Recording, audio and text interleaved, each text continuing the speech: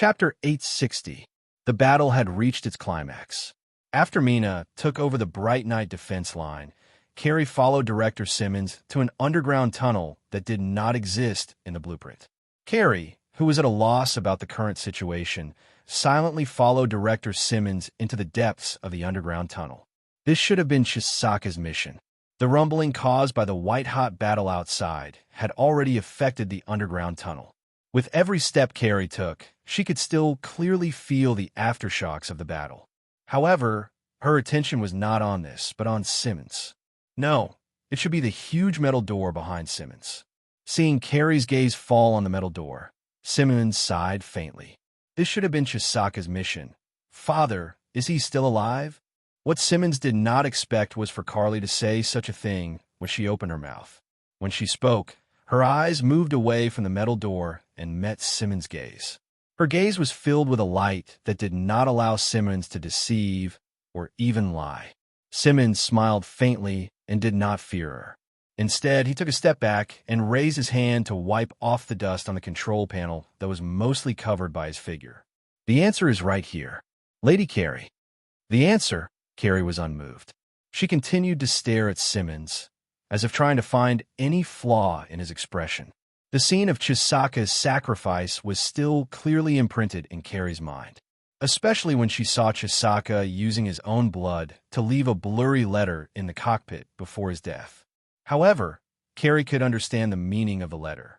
Carrie, the girl who took over Aubrey's authority through blood and fire, realized that in the war that almost destroyed Aubrey, some people did not die for their country, as she saw with her own eyes. Lord Mimi is watching. Mimi, my father is watching all of this, right? Carrie took a few steps forward and looked at Simmons as she asked. Simmons remained silent and gestured for Carrie to look at the console. Unable to find any answers from Simmons' face, Carrie frowned and looked down at the console. A line of words was clearly printed on the operating table that had most of the dust wiped off. As if this door will never open. Carly repeated the words to herself. Suddenly, Carrie smiled. I see. Carrie looked at Simmons again. Now it's time to open this door, right? Simmons nodded. Yes. This was the seal left behind by Abu, Lord Me, before the last great battle. When Ab, who had been rebuilt from the ruins of war, was once again burned by the flames of war, it would be the time for the seal to open. Lady Carrie. Simmons raised his hand and gestured to Carrie to press the conspicuous button on the right side of the console.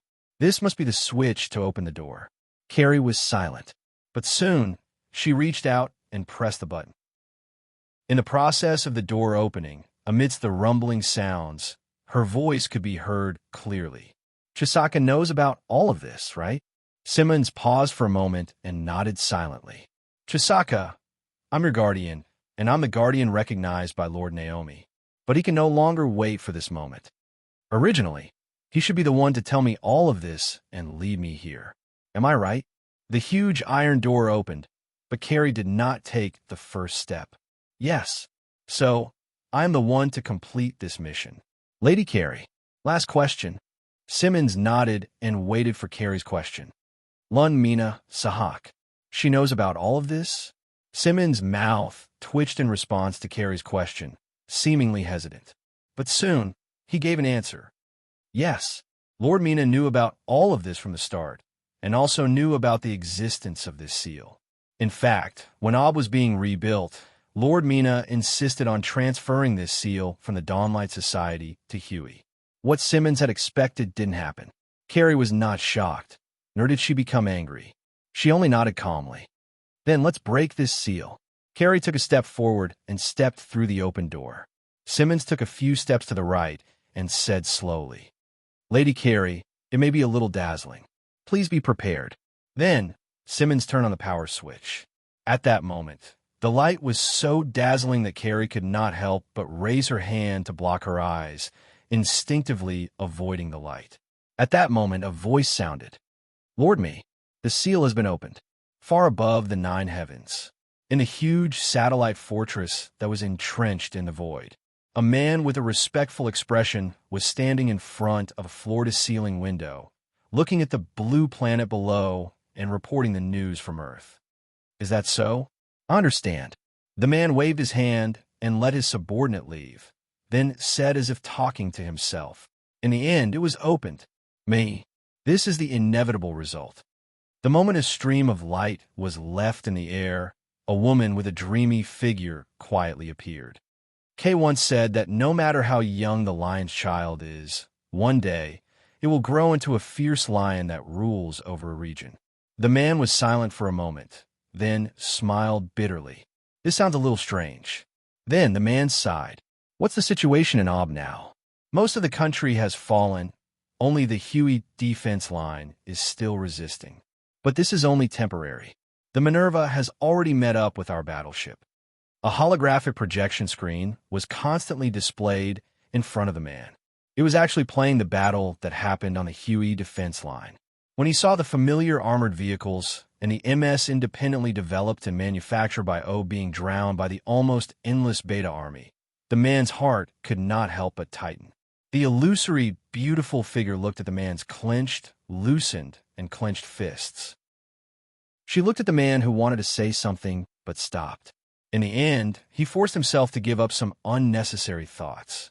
Everything. I'll leave it to you. The man's gaze fell on the blue planet again. A dead man is still a dead man after all. After listening to the voice message left by me, Carrie's eyes were wet.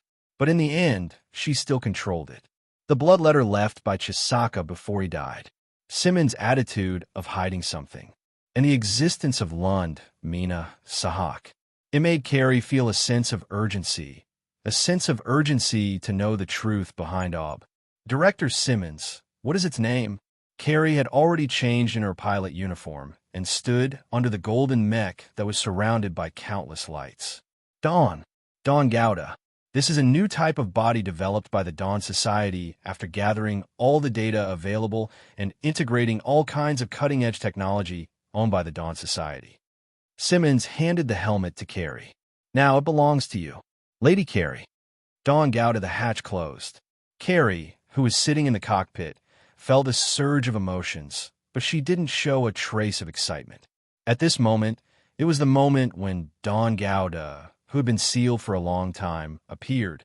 It was also the moment when Carrie took a new step toward the answer in her heart.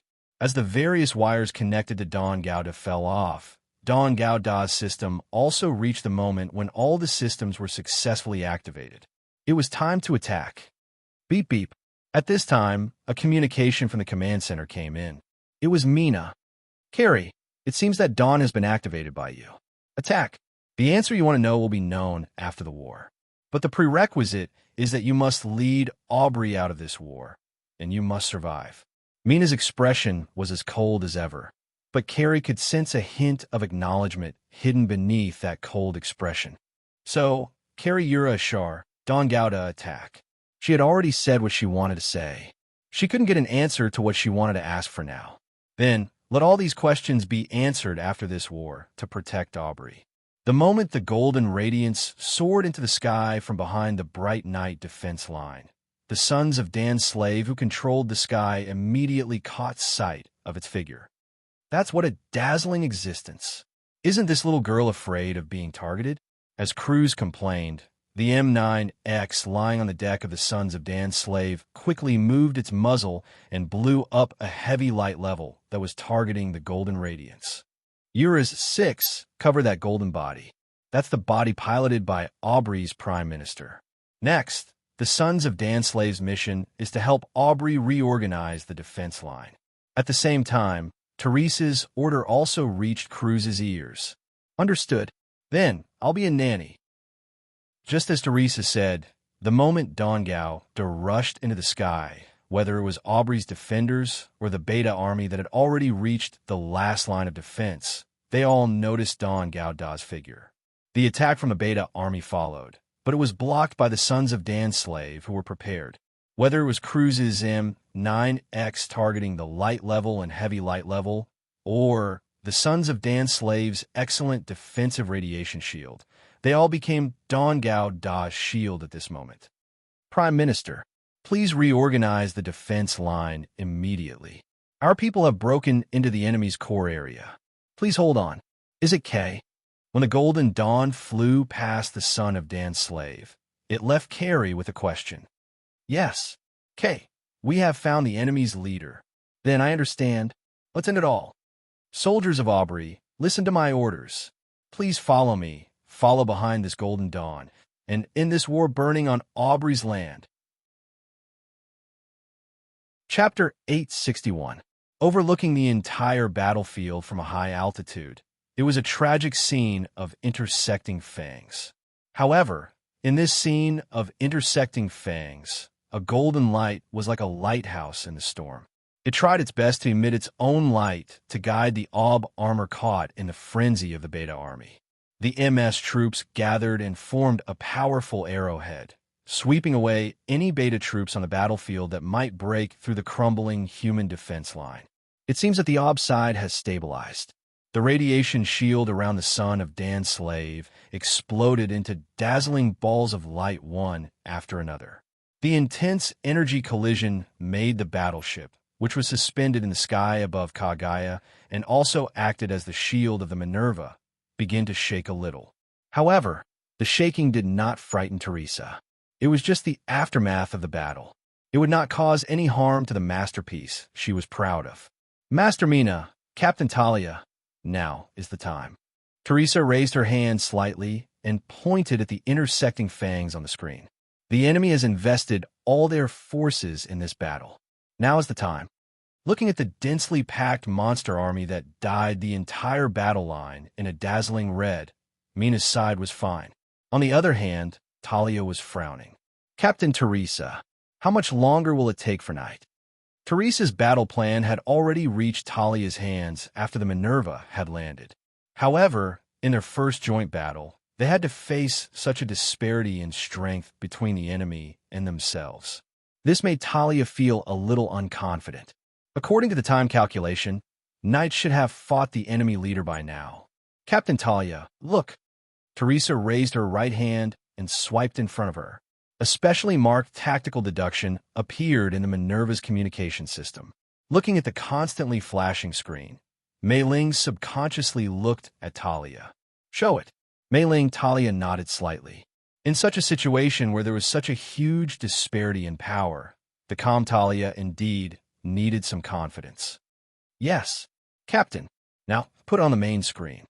It was just a tactical deduction based on the data collected at the beginning of the battle. From this tactical deduction, it could be seen that there seemed to be a slight deviation in the Beta army's precise and fierce momentum of cutting through the Kagaya defense line. Was it the influence of the golden Mississippi Dawn? No, it was not. Talia was very clear about the ferocity of the Beta army.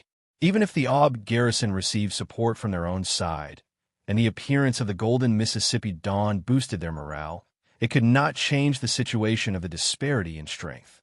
It could not change the fact that the enemy was a terrifying monster that was not afraid of life and death. The only explanation he could come up with was probably what Teresa had said.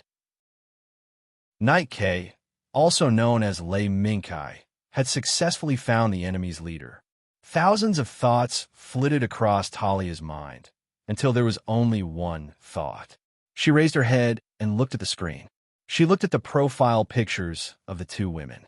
Lady Mina, Captain Teresa, the Minerva will be responsible for assisting the left flank. Mina Command, Mina, who had already taken over the command of the Bright Knight defense line, naturally agreed. Thank you very much. Then, I'll leave the frontline command of the left wing to Captain Talia. How about it? In addition to agreeing to Talia's request, Mina also generously handed over the frontline command of the left wing to Talia. This caused Talia to hesitate. Agree, Captain Talia. Next, I'm afraid Lady Mina will join the battlefield again. Teresa saw it clearly. Although she had found that the Beta Army's command system seemed to be a little chaotic, Ob still urgently needed any forces to join before the end of this battle. Yes, Captain Talia, this is not a request. It's an order. Mina said seriously. Talia understood. She smiled softly. If this is an order from the Human Alliance, then the Minerva and Talia Karates will obey. I'm counting on you, Captain Talia. The three women completed the next task in an instant and immediately took action. Talia, the Minerva, will be in charge of the left wing. Mina, on the other hand, will pilot the heretic Golden Secret Mina to the right wing to command. As for the son of Dan's slave, it was still floating steadily above the Bright Night defense line, attracting the attacks of many light level and heavy light level hidden in the Beta army. Everything will be in a race against time. When the noisy corridor was once again wrapped in dead silence, it was a terrible scene of a mess. Xiangliang Sosuke subconsciously moved his feet, but under the sensing of the somatosensory control system, even the M9X moved his feet. In the subtle mechanical roar, a blood-colored ripple quickly spread out and then refracted back and forth between the wreckage until it reached the depths of the corridor. Just now, how many monsters have passed by? Melissa Mao's hoarse voice came from the M9X next to him. Just now, she and Xiangliang Sosuke were relaxed, but at the same time, they were not relaxed. Since the beginning of the battle, the monsters that gave the two of them ferocious, cruel, and fearless of death had actually done such a frightening thing. In the face of Lancelot, Sword of the King, which was said to be a subspace barrier, they paid a huge price. Even the corpses that had covered the entire corridor were constantly trampled and crushed by the following assault level, interception level, and other large and small BETs. The terrifying scene of blood flowing like a river still rushed out crazily from the depths of the corridor and hit the subspace barrier of Lancelot, Sword of the King, head-on. Melissa Mao, who had witnessed the whole process, was already pale. She subconsciously shifted her gaze upwards, not daring to look closely at the long river of blood flowing into the depths of the corridor under the M9X's feet. There are probably tens of thousands. No, it may be more than that. Raymond Kai's voice was much calmer. Compared to the two people hiding behind Lancelot, Sword of the King, Raymond Kai witnessed the whole process of the Beta army fearlessly crashing into the subspace barrier at close range. This group of lunatics, beside Raymond Kai's hand, the White Cat State Zero, was muttering curses at the Beta. Night. Time is running out. Xiangliang Sosuke's voice seemed to be trembling. Presumably, he was also suppressing his fear instincts. Let's go. The moment the flames of the propulsion engine caused the long river of blood under their feet to boil, the three mechs rushed into the dark corridor and rushed to the deepest part of the hive. And there, the goal of Ray Mingkai and the others, the leader who controlled countless BTs, was the mastermind behind the scenes. They're here. Mr. slowly turned around and looked at the only corridor that could reach here. Your Highness, are you nervous? The little rats have already found this place. Dong, dong.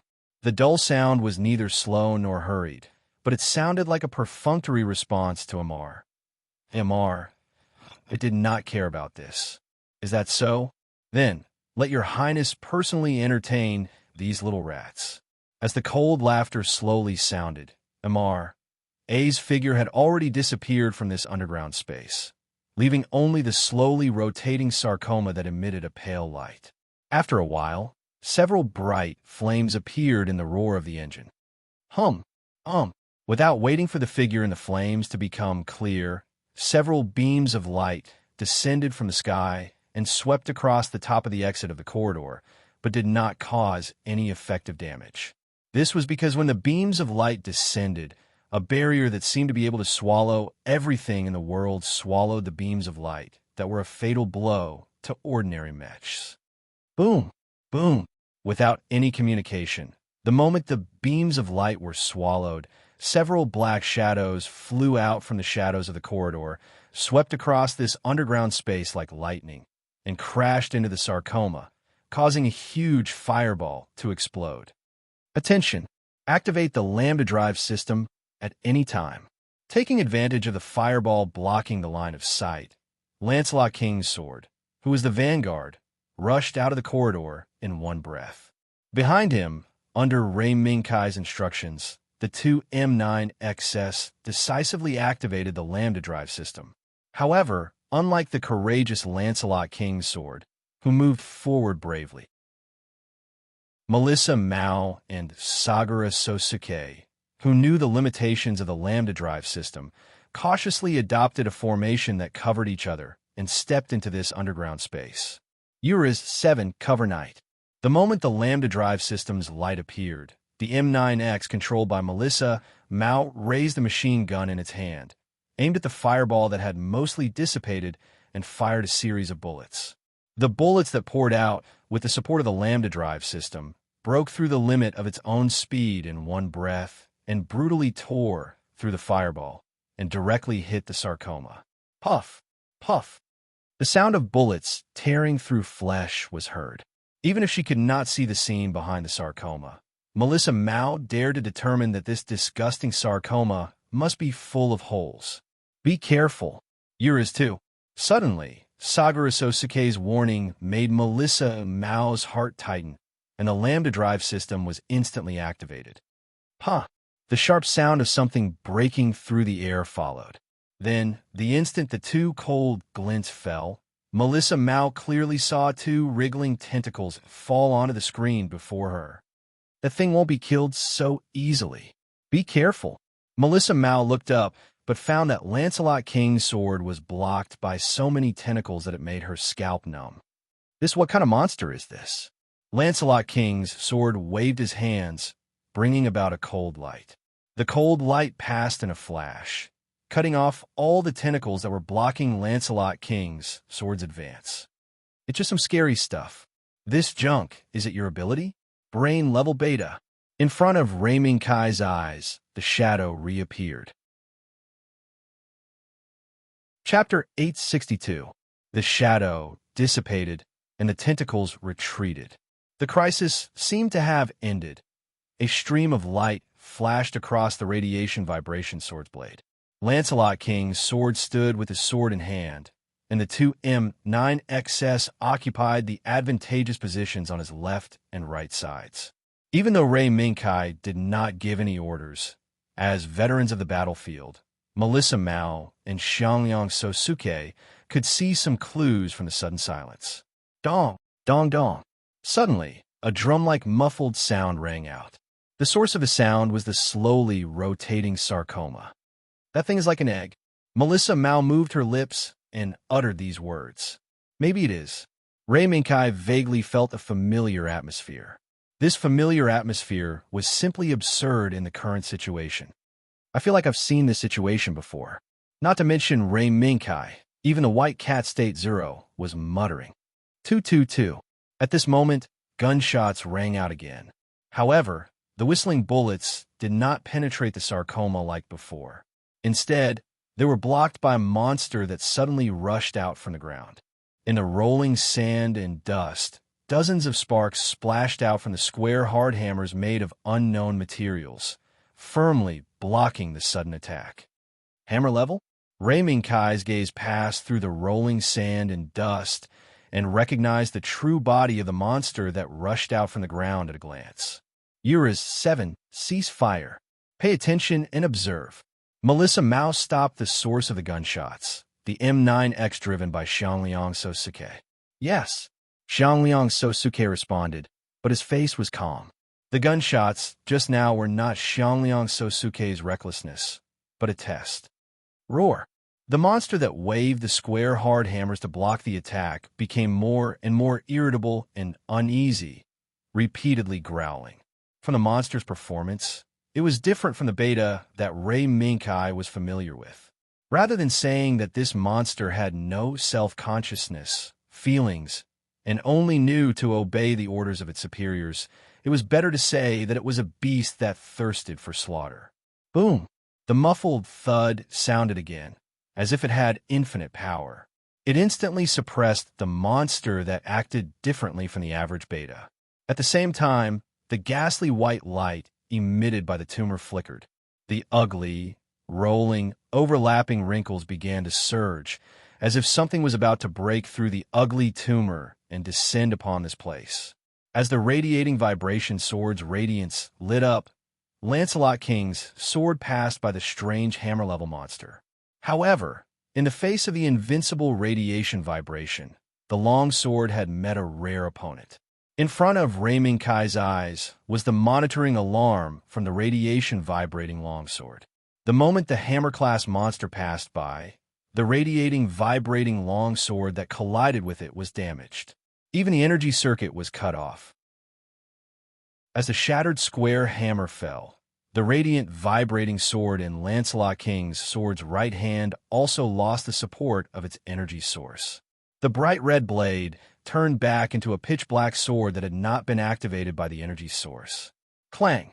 Lancelot King's sword's right hand loosened, and the blade fell to the ground. The bright light followed closely and gathered on Lancelot King's sword's right arm, forming a light shield with powerful defensive power. However, the hammer-level monster that should have taken advantage of the situation to pursue decisively retreated. Amidst the muffled footsteps, the hammer-level monster slowly retreated to the right side of the tumor. It was not prepared for Rei Minkai's possible attack at all. Boom! The muffled sound of a drum continued to sound. A pale radiance, the surging tumor, at this moment, welcomed the moment of its arrival. Hiss! The terrifying sound of flesh being torn apart suddenly sounded. Suddenly, the slowly spinning tumor shattered. The pale radiance immediately became brighter, as if a dazzling sun had risen in this underground space. However, this sun was not an ancient existence that scattered its own radiance on the earth and warmed everything in the world as humans knew.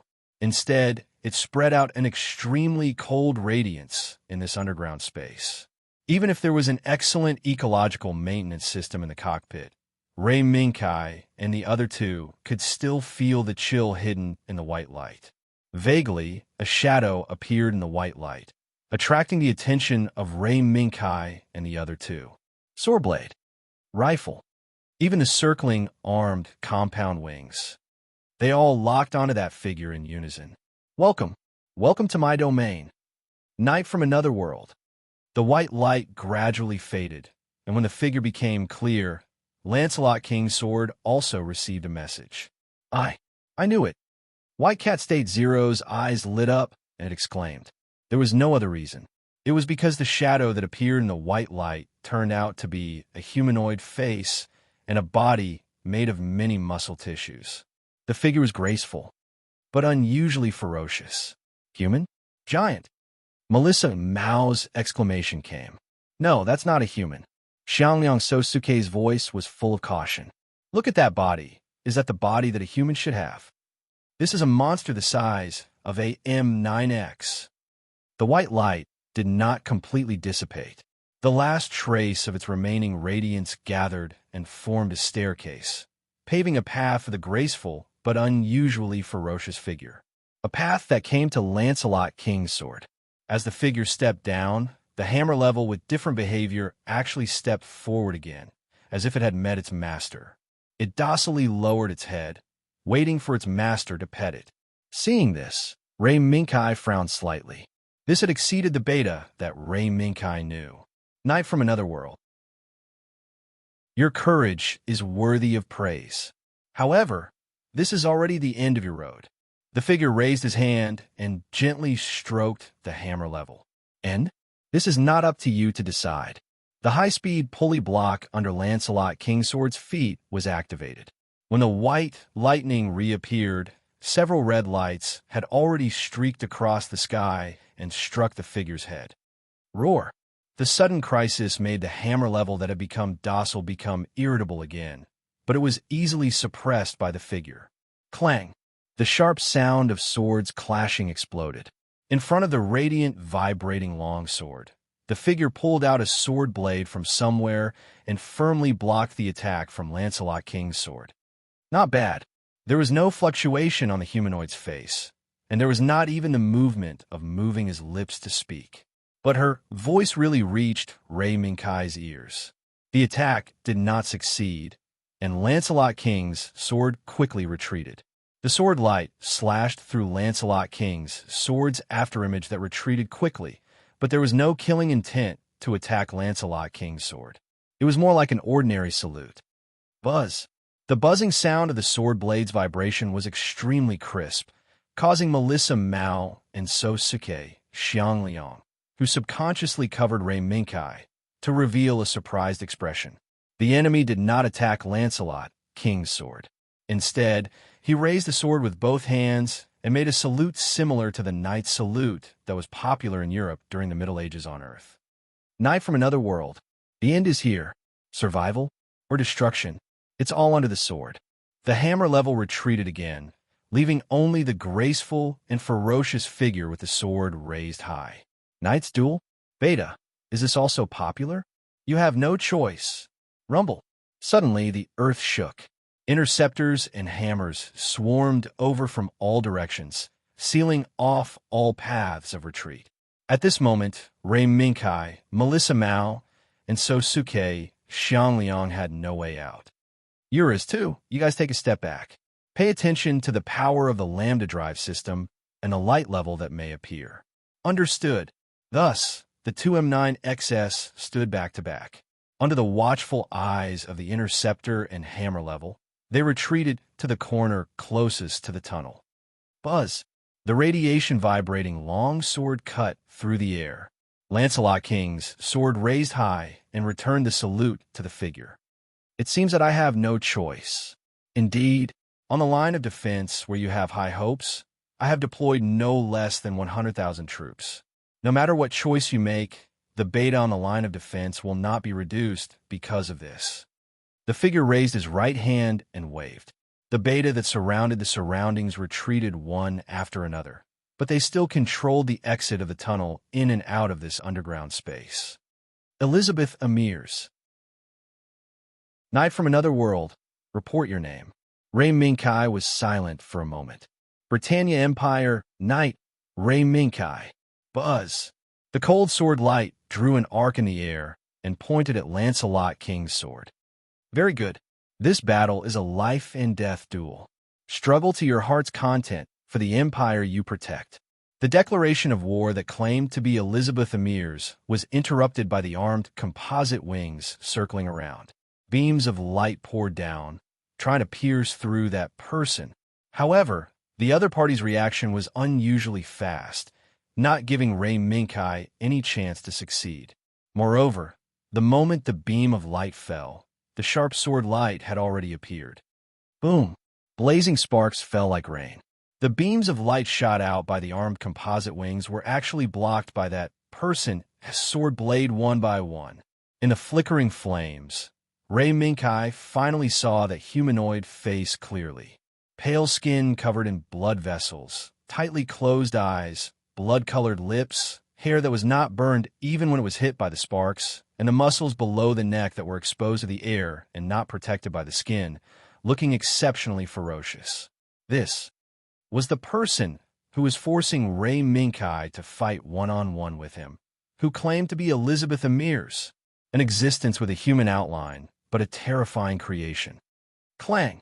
In the remnant light of the dissipating beam of light, a sharp killing intent suddenly descended. Chapter 863. The blades clashed, and the figure was ghostly. Lancelot King's sword waved the radiation-vibrating long sword in his hand and split the smoke in front of him, forcing out the figure hidden behind him. The sharp sound echoed in the space, but did not bring any signs of hurting the enemy. Buzz! The trembling sound of the blade cutting through the air slowly sounded. The huge figure that was not inferior to Lancelot King's sword slowly turned the blade in his hand. Otherworld Knight. Not bad. The humanoid face was neither sad nor happy, but its voice echoed directly in Rei Minkai's mind. Kai, be careful. The fur on the white cat State Zero's body almost all stood up. Yes. In a short exchange, the strength displayed by the opponent had far exceeded that of the enemy's Rei Minkai had encountered so far. The strange body, the strange ability, all pointed to an inhuman fact. Buzz! The blade cut through the air. Rei Minkai's gaze changed, and Lancelot King's sword instinctively raised his right hand and blocked with the radiation light shield on his arm. Bang! The moment the ear-piercing sound hit the ear, the blade in the huge figure's hand sank half into the radiation light shield, almost cutting off Lancelot King's sword's right arm. This also meant that the enemy's strength was far above Lancelot King's swords. Clang! A red light from bottom to top pierced the heart of the huge figure. Bang! The opponent just turned his wrist and gave up the idea of completely breaking the radiation light shield and blocked the blade of Lancelot King's sword. However, the moment the blade was blocked, the huge figure quickly retreated and pulled away from Lancelot King's sword. When the figure landed, the doubtful voice sounded in Ray Minkai's mind again. Interesting. In front of the humanoid face was a sword blade with a hole. Just now, this was the blade that almost broke through the radiation shield. However, under the counterattack of Lancelot King's sword just now, a crack had appeared on the blade of the sword. What the hell is that? Overload mode only made a small dent. White Cat Zero's eyes widened. In the face of the radiation that could cut through any armor as easily as cutting vegetables, how could there be a day when the sword could not defeat the opponent's weapon? It was the same with that strange hammer-level monster. The enemy in front of him was the same. That's not surprising. State 0. The world is so big. They were as numerous as the stars in the sky. In this vast world, there would always be weapons that could match or even surpass the radiation-vibrating longsword. This was not a world where a weapon with outstanding performance could be used as a tyrant. At this moment, the gigantic figure named Elizabeth Amirs raised her hand. The chilliness unique to the Grim Reaper's scythe descended. Under the crisis of life and death, Ray Minkai decisively activated Lancelot King's sword subspace barrier. Suddenly, thousands of rays of light covered the sky and the earth, drowning the figure of Lancelot King's sword. Night! Melissa Mao and Sosuke Sagara, who were at the side, cried out in surprise. They immediately raised the machine guns in their hands and locked onto Elizabeth Amirs. Unexpectedly, before they could even open fire, the assault grade and interceptor grade monsters rushed toward the two of them, completely blocking off the two M9XS attack paths. This fearless action not only interrupted Melissa Mao and Sosuke Sagara's movements, but also forced them to face the surging tide of assault class and intercept class attacks. They could only rely on the Lambda Drive System's barrier to resist the assault class death charge. TSK. Sosuke, stabilize first. Don't be scattered by these monsters. Understood. The thousands of rays of light that poured down quietly dissipated. Lancelot King's sword figure appeared again. This made the two of them, who were forced to retreat by the assault-level monsters and could only rely on the Lambda Drive System's barrier to resist, could not help but breathe a sigh of relief. Don't worry about me. Yuras 2 Yuras 7. Ray Minkai, who told Melissa Mao and Sosuke Xiangliang not to care about his situation, raised his eyes and looked at the top of Elizabeth Amir's head. There, densely packed tentacles were hanging down, twisting and stretching from time to time. At the end of these tentacles, there were tissues that looked like eyeballs. This was the culprit that had shot out thousands of rays of light just now. Presumably, this was the organ tissue that had the same function as the big eyeball of the light level. This is the trump card that allowed you to survive the beta impact. The blade in her hand slowly lowered. Elizabeth Amirs raised her left hand and pointed at Lancelot King's sword.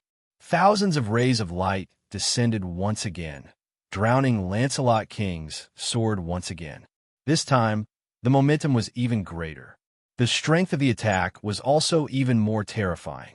As the underground space where the brain level was located, whether it was the walls or the ground, there would definitely be a layer of defense organization that could withstand the attack of large-caliber weapons.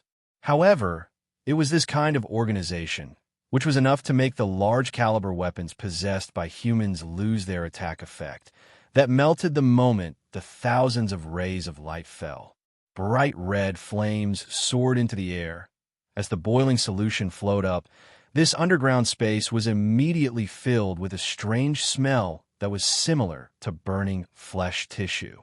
Looking at the fiery red solution that was rolling and flowing, Elizabeth Amirs did not have any joy of defeating the enemy. She only withdrew her hand and stopped the attack. The light dissipated again, and the figure of Lancelot King's sword appeared once again. It was still unscathed. It's quite an interesting armor. A knight from another world. Ray Minkai ignored him.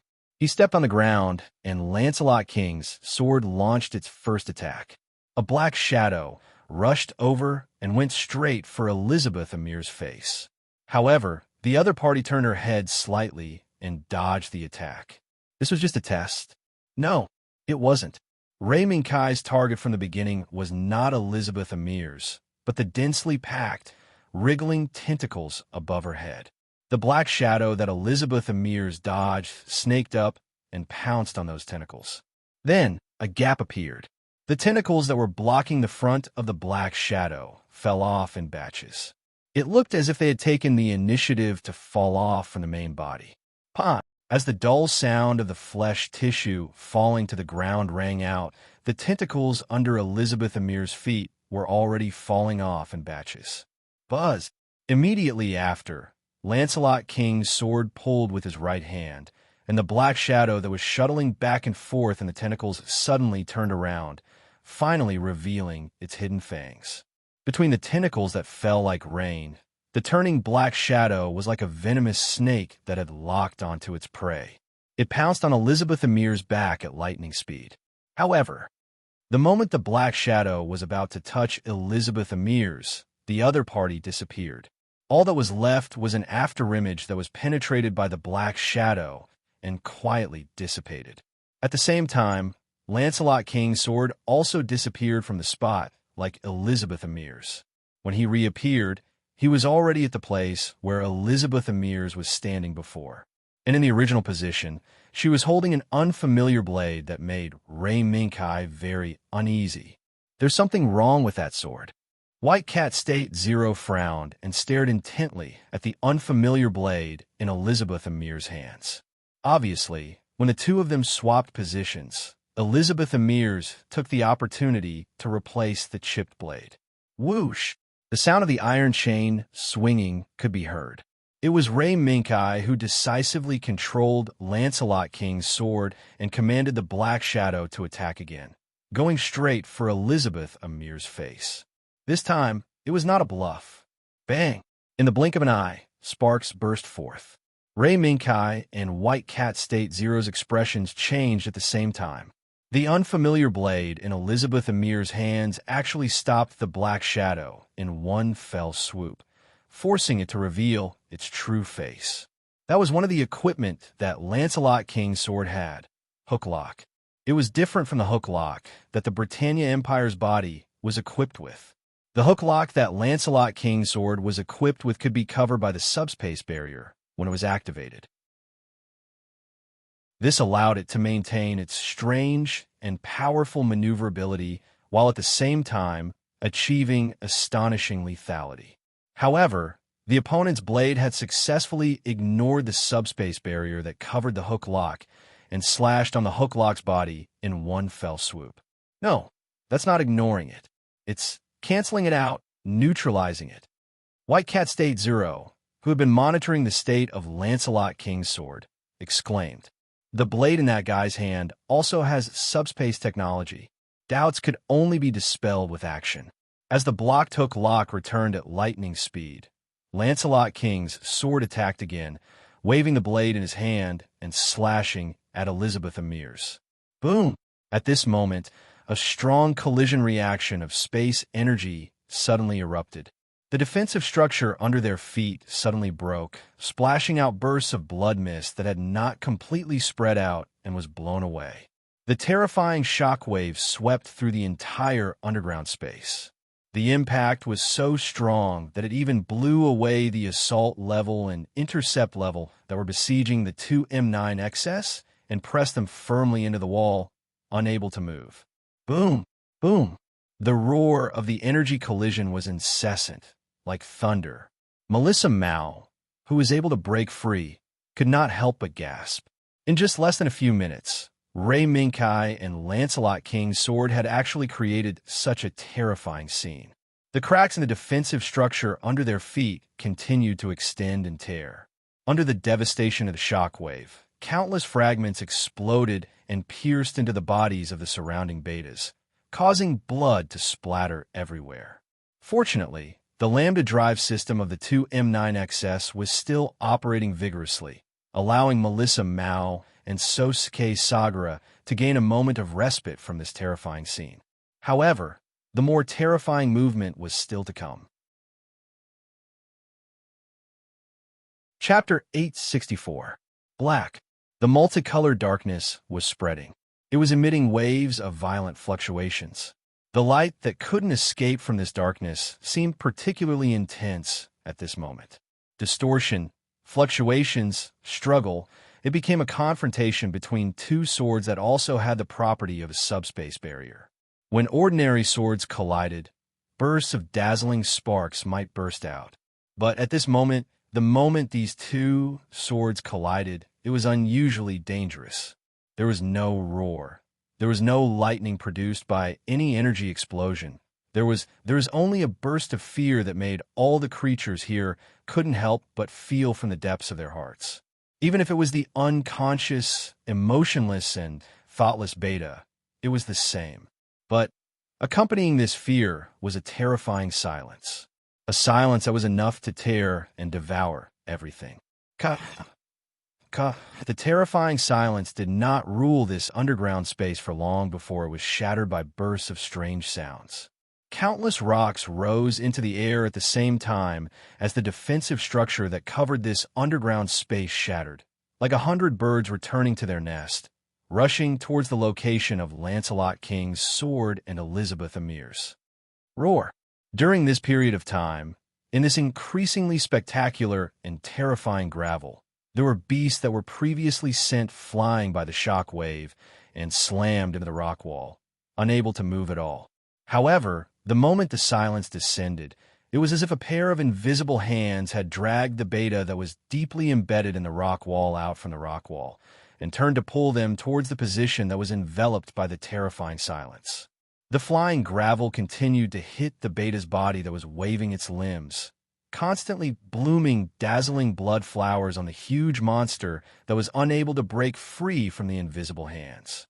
Especially at the moment when the shattered gravel became denser and denser, these assault level and intercept level monsters seemed to have fallen into a meat grinder. They were crazily cut by the flying gravel, and the blood mist that burst out from the cut wounds dyed the gravel red. In front of Melissa Mao and Xiangliang Sosuke, a blood-colored whirlwind was formed that rushed towards Lancelot King's sword. What exactly is going on? The sensors that captured the sounds of the outside world could only hear the sound of the ground being torn apart, as well as the screams of the monsters being torn apart by invisible hands. The bloody whirlwind that covered everything in front of her made it impossible for Melissa Mao to see the situation that Lancelot King's sword was facing. Suddenly, a strange noise came from the mech. At the same time, the screen in front of him started to shake. Something seemed to be affecting the balance of the body. Could it be that? Zone Jia. Hurry up and activate the legs. Bang, bang.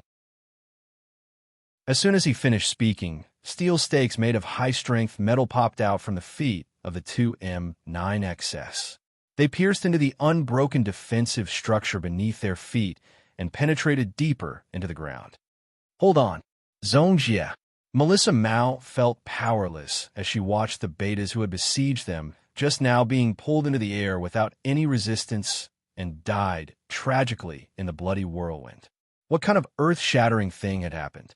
Perhaps only Ray Minkai and Lancelot King's sword knew about this. Ear-piercing alarms rang incessantly. In front of him was the distorted subspace barrier. It was clear at that time. Sometimes it was blurry. Occasionally, the blade would be wrapped in darkness. Quickly withdraw. Kai, the space is going to explode. The white cat State Zero's eyes were wide open, and the fur all over its body stood up. Danger! Danger! It's too dangerous. The moment the two swords of the subspace barrier clashed, Lancelot King's sword's own power was suddenly sucked away by more than half. One had to know that the reason for such a terrifying consumption last time was because Lancelot King's sword was directly facing the Cosmic Hive's main cannon fire. How do we retreat? Ray Minkai gritted his teeth. and all he could see was a big red alarm. More than half of the power consumed in an instant was not the end. The more they clashed with each other, the more the position where their swords clashed seemed to have an endless black hole that crazily swallowed everything around it, making it impossible for people to break free. Be careful behind you. The White Cat State Zero's reminder did not seem to bring anything, but Ray Minkai, who was always paying attention to the engine of Lancelot's King's Sword, knew that there was something else consuming the energy of Lancelot's King's Sword.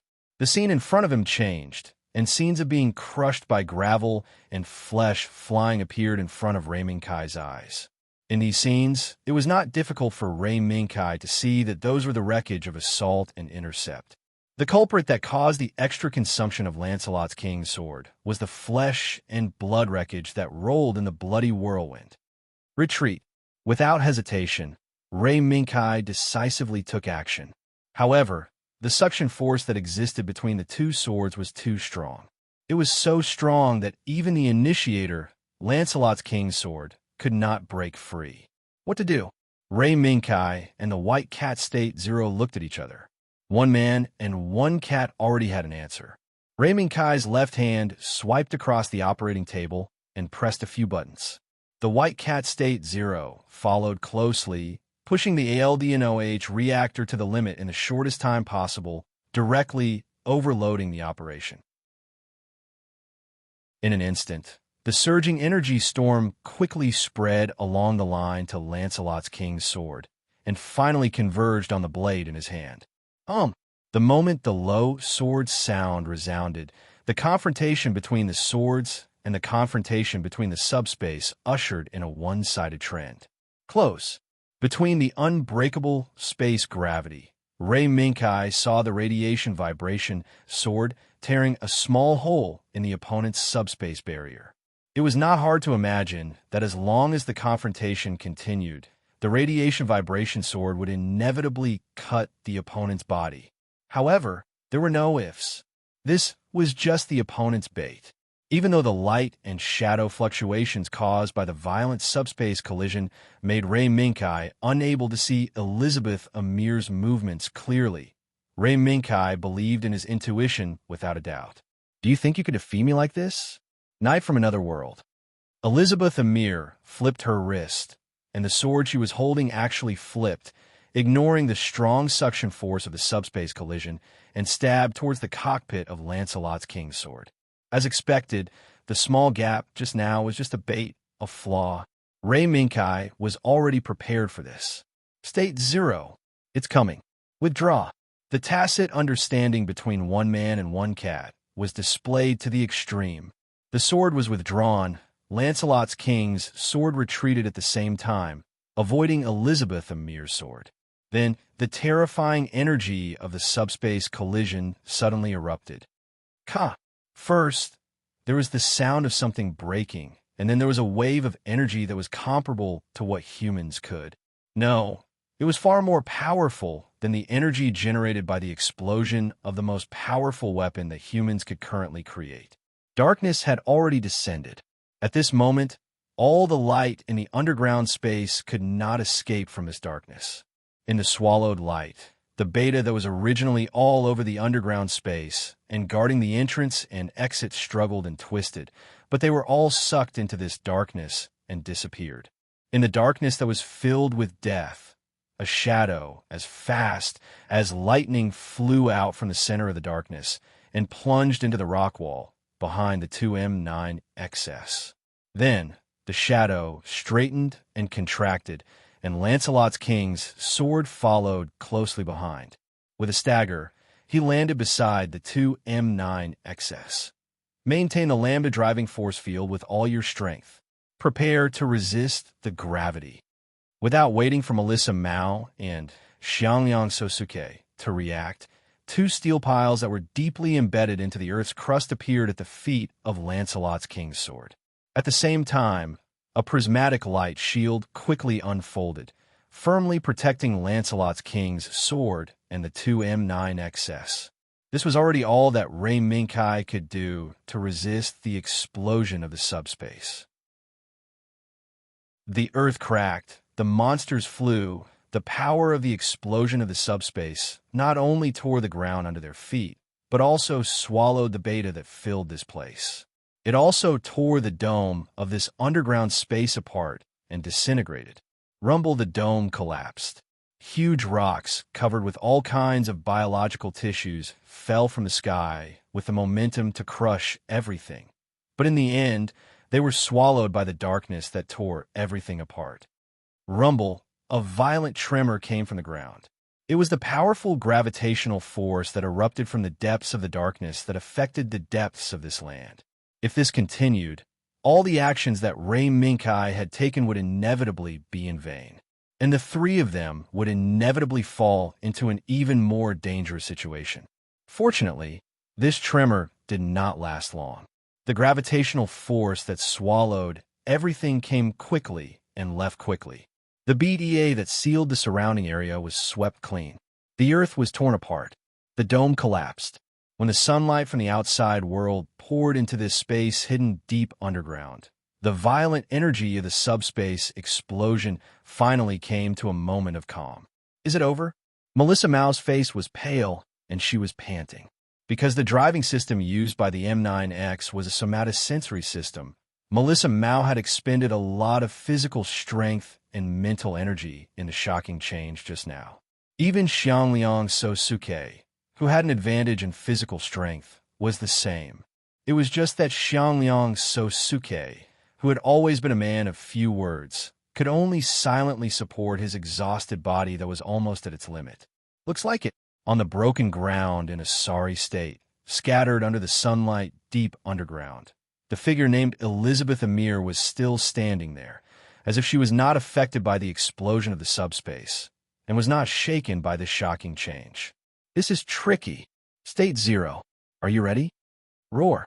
The response to Ray Minkai was a low roar full of fighting spirit. At the same time, streams of light flashed and filled the surroundings of Lancelot Kingsword. A snow-white steel lion carrying a golden greatsword stepped out from the stream of light and pointed its sword at Elizabeth Amir. Chapter 865. Pure white knight, pure white lion, like an integrated existence, it launched an attack on the enemy standing in the broken underground space. Roar. The moment the steel beast's roar swept over, fierce artillery fire descended from the sky and enveloped Elizabeth Amir's. It was the pure white lion that transformed into dark green armor in the blink of an eye. Its entire body was covered in large and small armors, dazzling and terrifying. Artillery shells rushed out of the barrel and rushed straight towards the enemy. Missiles broke through the darkness of the underground space, and after completing a perfect arc trajectory under the sprinkling sunlight, they fell straight towards Elizabeth Amir's. Rumble. On the broken ground, the boundary between light and darkness was instantly flooded by the sea of fire from the Longfong Line State 0. Melissa Mao couldn't help but gasp at the dazzling sea of flames. In the blink of an eye, the steel beast that appeared in the stream of light changed its appearance and made such a terrifying sound.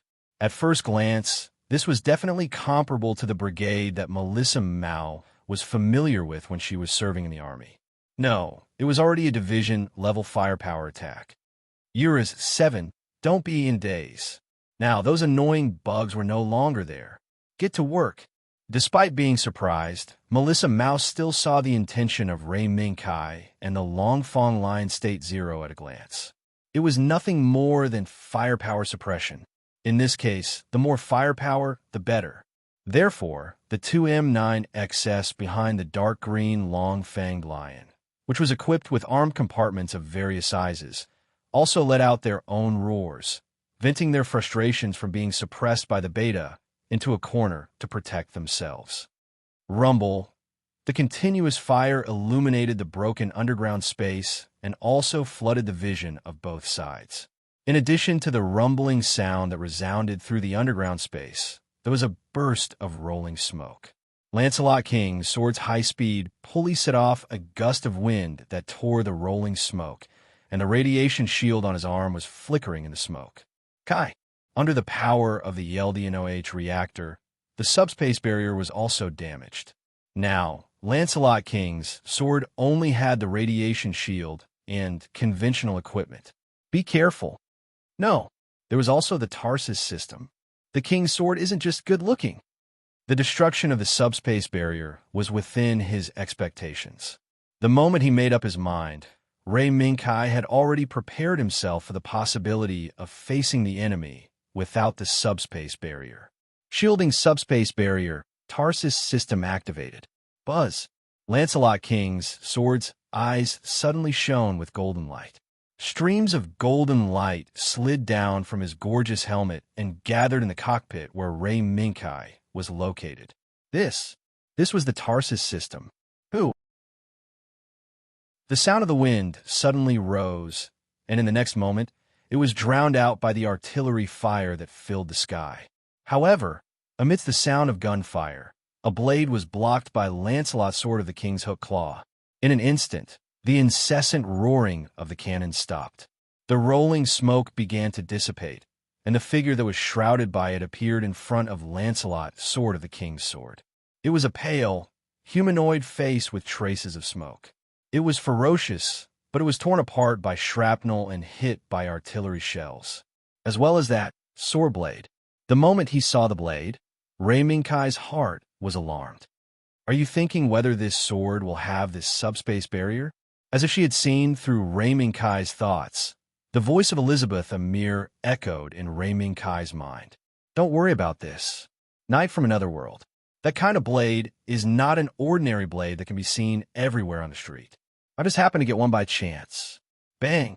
As the hook claw flew backward, the blade swung across the air and blocked the azure blade that suddenly appeared on the left side of Elizabeth Amir. It turned out that the long-toothed lion, State Zero, had taken advantage of the opportunity when Lancelot's sword of the king was entangled with Elizabeth Amir to quickly change from the bangs of form to the gale form and attacked Elizabeth Amir's left side like lightning. Unfortunately, the other party was too cautious. TSK. I've been seen through.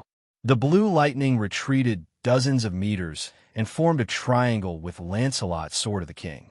While occupying the advantageous attacking positions on the left and right sides of Elizabeth Amir, State Zero's curses also reached Ray Minkai's ears. Ray Minkai did not respond to this. He just stared at the calculations of the Tarsus system, as well as Elizabeth Amir, who had retracted her blade and stood casually. Buzz. Suddenly, the blade trembled. Elizabeth Amir, who was still in front of him, had disappeared.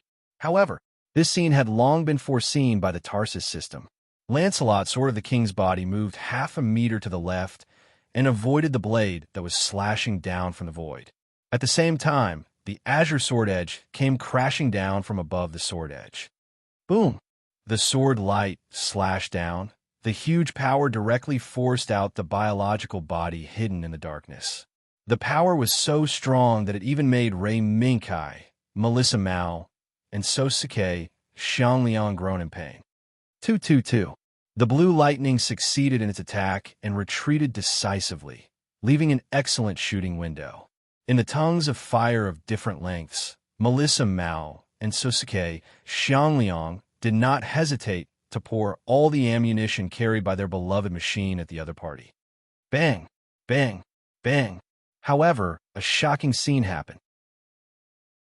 Elizabeth Amir, who should have been heavily injured under the attack of the Tusk Lion Zero, actually waved a sword light and forcibly blocked all the bullets shot by the 2M9X. In the sound of the bullets being cut by the blade, Sosuke Xiangliang's expression gradually changed. Surprised, shocked, and even horrified. He had never seen such a shocking scene. Hey, this is not a movie. Isn't this against the rules? Melissa Mao felt that her back seemed to have turned cold. At this time, the hook claw swept through the air and unexpectedly knocked down the blade in Elizabeth Amir's hand. Bang! In the sound of metal clashing, the blades of the two M9X that were blocked fell to the ground, leaving only the slightly trembling right hand and the muscle tissue that was constantly tearing. Is this the limit? Elizabeth Amir did not care that the blade in her hand was knocked to the ground. Instead, she stood up straight and looked at Lancelot, Sword of the King, who had succeeded in one attack and retracted his hook claw. Good eyesight. It's just a trick. Yes. The Tarsus system saw through Elizabeth Emirs' strong exterior but weak interior. Elizabeth Emir was not as good as she looked on the surface. The injuries from the subspace explosion were just cleverly hidden by her. Under the bombardment of the Tusk Lion Zero and the 2M9X, she saw through Ray Minkai and Lancelot, Sword of the King's actions in advance and blocked in front of Lancelot, Sword of the King. To be honest, the sword that blocked the hook claw did indeed make Ray Minkai nervous. However, after that, the fully activated Tarsus system quickly saw through Elizabeth Emir's real situation. Therefore, a temporary response based on tacit understanding was launched. Judging from the results, Elizabeth Emirs could no longer conceal the severe damage suffered by the biological body. Trick? The sound of muscles tearing became more frequent and more horrifying. As the exposed muscle tissue was torn and disintegrated, Elizabeth Emir was almost unable to stand firm. But even so, Elizabeth Emir's voice was still calm. There are no tricks in war. There are only results. Yes, there are only results. Lancelot, Sword of the King, stepped forward. The hook claw in his hand was in a half-open position, showing Elizabeth Emir his sharp front end. Do it. Knight from another world. The current me has no strength to fight back. Elizabeth Emir's voice was unusually calm. Ray Minkai could not see a trace of yearning for life in her voice. There was only calmness in the face of death, as well as relief. The broken and dissolved muscle tissue could no longer support the body that was comparable to the height of an M9X. She had already knelt in front of Lancelot, Sword of the King. As she raised her sharp claws high into the air, Elizabeth Emir's tightly shut eyes strangely opened a sliver. In that gap, there were constantly streams of light flashing. Suddenly, Ray Minkai's eyes moved, as if he had noticed something. Buzz! The sharp front end of the hook claw cut through the air and slashed down. Bang! Just as Elizabeth Emir was about to be cut down by Lancelot, Sword of the King, something unexpected happened. A dagger that was only a few meters long was placed horizontally on the left side of Elizabeth Emir's neck, firmly blocking Lancelot, Sword of the King's hook claw. Buzz! On the right, the sound of wind rose again. It was Lancelot, Sword of the King's other hook claw that flew over.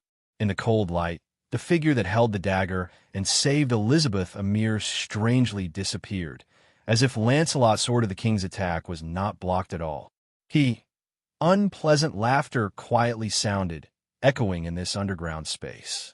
I didn't expect that there would be a day when our respected war queen, Her Highness, would be defeated. What a surprise. Mr. This is my battle. The biological body that knelt powerlessly in front of Lancelot, Sword of the King, roared. Yes, it's your battle, but it's not me, not Mr. A, and not the result that the Parliament of the End wants. The gloomy voice made Ray Minkai feel an extremely uncomfortable chill, because at the moment when the voice sounded, Lancelot, Sword of the King, unfolded several radiation shields, blocking all the attacks that came from the darkness. Sneaky scoundrel! Lancelot, Sword of the King's hands moved, and the two hook claws were like snakes coming out of their holes, pouncing into the shadows not far away in a flash. In a blur, Ray Minkai seemed to see the outline of a shadow being torn apart by the hook claws. I recognize you. The lucky one who made Miss Q suffer a big loss. Today you win, but in front of the Parliament of the End, you are just a little worm struggling in vain. Next time you won't be so lucky. The black shadow fell, and Elizabeth Emir, who was waiting for the end, disappeared. Chapter 866. Under the smoke was the river of blood that spread throughout the entire Huey defense line. Every time the war chariots that galloped on this line of defense crossed the simple bridge built over the trench, waves of scarlet water would splash out, drenching the soldiers standing in the trench red. However, this was nothing to the soldiers, because since the start of the war, they had already gotten used to this battlefield environment that was filled with blood and smoke. Those who were not used to it had already become a part of this blood-red river. Attention, everyone! The enemy's formation is in chaos. All of you get your spirits up. A hoarse voice came from the communication channel. Although it was a little unpleasant, it was the key to making the soldiers perk up again. The soldiers raised their heads and looked over. The beta that had just come aggressively and charged at the Huey defense line like a tidal wave actually showed signs of chaos. The larger tank that was covered in red turned around and ran, ignoring the assault level charging behind it. Then, in a burst of blood mist, it was smashed into pieces by the assault level. Immediately after, before the soldiers could figure out what was going on, another figure appeared on the right side of the assault level. It was the interceptor level. Those interceptor levels that could penetrate the main station's tanks and even make the MS lose its ability to move actually rushed out from the right side of the assault level, those charging in the direction of Huey in groups of 2 or 3, forcefully blocking in front of them. Suddenly, an even larger and more impactful blood mist rose into the air. Looking at the terrifying scene of the two giant monsters of similar size colliding together, even the soldiers who had been on this battlefield for a long time and whose nerves had long been numbed could not help but feel their stomachs churn. However, under this churning, there were more emotions that were difficult to suppress. Roar! Well done! At first, there were only scattered roars. Gradually, as those strange accidents continued to happen in the Beta Army, these scattered roars became continuous in the blink of an eye. At this moment, the frontline commander, whose eyes were red and who was racking his brains to maintain the defense line, did not stop the soldiers from cheering. This was because the monster army in front of them, which had broken through the Bright Knight defense line several times and made the Ob defense force pay an unbearable price, could no longer set foot on the Bright Knight defense line. The short distance of less than a dozen meters seemed to have become a natural moat between the humans and the Beta Army, a wall that protected the Ob defense force that had almost bled to the last drop of blood. Is it over? The body of the golden mech was full of scars, and the resplendent golden shield was also full of scars. Large and small holes made the shield almost useless. Apart from the numerous cracks on the magnificent golden body, there were also numerous scars from being melted by the high-temperature beams. On the other hand, the exhausted Carrie panted heavily. Endless fatigue battered her eyelids, urging the young lady, who had to bear the tremendous pressure of protecting her subjects and Aubrey, to rest. However, Carrie gritted her teeth and tried her best not to fall into a coma at this critical moment. Carrie, the knight did it. At this moment, Mina's communicator lit up. With all her might, Carrie lifted her head to look at the screen. Is that so? That's great. Now, is it our turn to fight back? Mina did not answer Carrie immediately. Instead, she stared at Carrie on the screen. It was not difficult to see that even with the mask blocking her vision, Mina could see that Carrie had reached her limit. Yes, I have ordered the formation of a counterattack force. It won't be long before we can drive these damn monsters out of Ob. After a pause, Mina's voice softened. However, I will lead this counterattack force. You, Carrie Yura Ashar, the current Prime Minister of Ob, will organize the post-war affairs. How is that possible? The counterattack force should be led by me. Compared to your Sky Mina, Daybreak should be standing on the battlefield until the end of the battle. Carrie shook her head, forcing herself to reject Mina's suggestion. However, Mina did not take Carrie's rejection to heart. This is not a request. Carrie, your responsibility on the battlefield is over. The rest is to fulfill the duties of Prime Minister Ob. Whether it is the soldiers who survived the war or the soldiers who died, they all need someone to arrange the next things for them. Carrie bit her lip and finally let out a long sigh. Okay, I'll leave the counterattack force to you. However, even if Knight's plan succeeds, the strength of those monsters is still very different from ours. You must be very careful. Understood. See you later. Mina nodded and disconnected the communication. Then, a flame rose from the right flank of the Bright Knight defense line.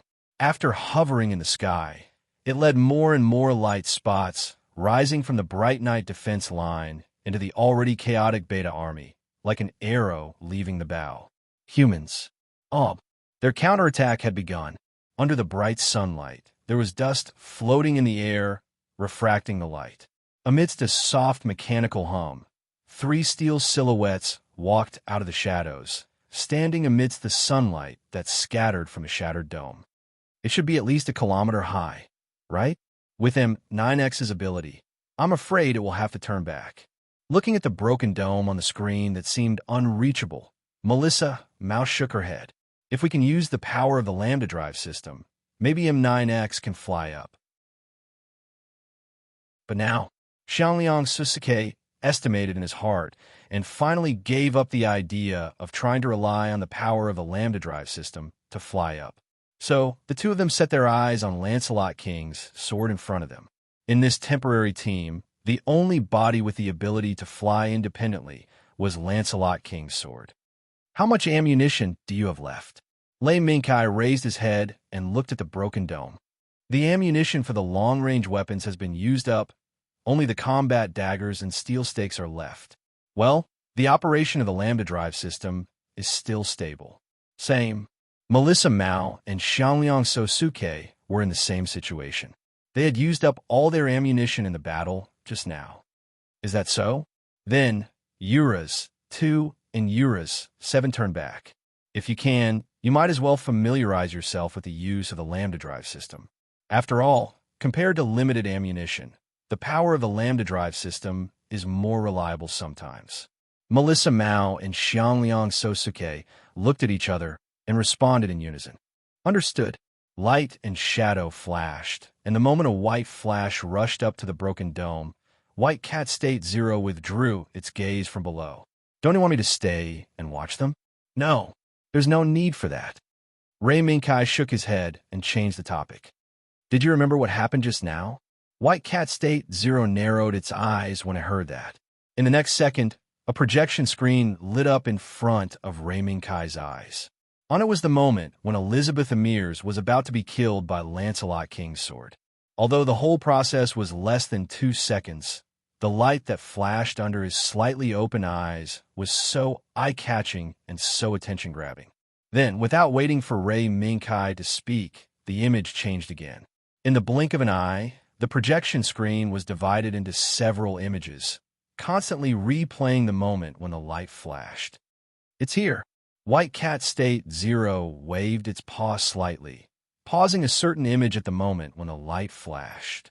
From here on, the light looks like a single ray of light to the naked eye, but after optical analysis, it's actually a light made up of multiple light beams. Light encryption. Ray Mingkai looked at the image that kept zooming in until he could distinguish the different lengths of the light beams that were separated by a subtle distance. Maybe, but this thing I can't analyze it. White Cat State Zero's ears drooped obviously. This was completely different from the arrogant White Cat State Zero, who had its tail raised to the sky when it had the chance. But I know who can crack this damn code. If it's really an encrypted message.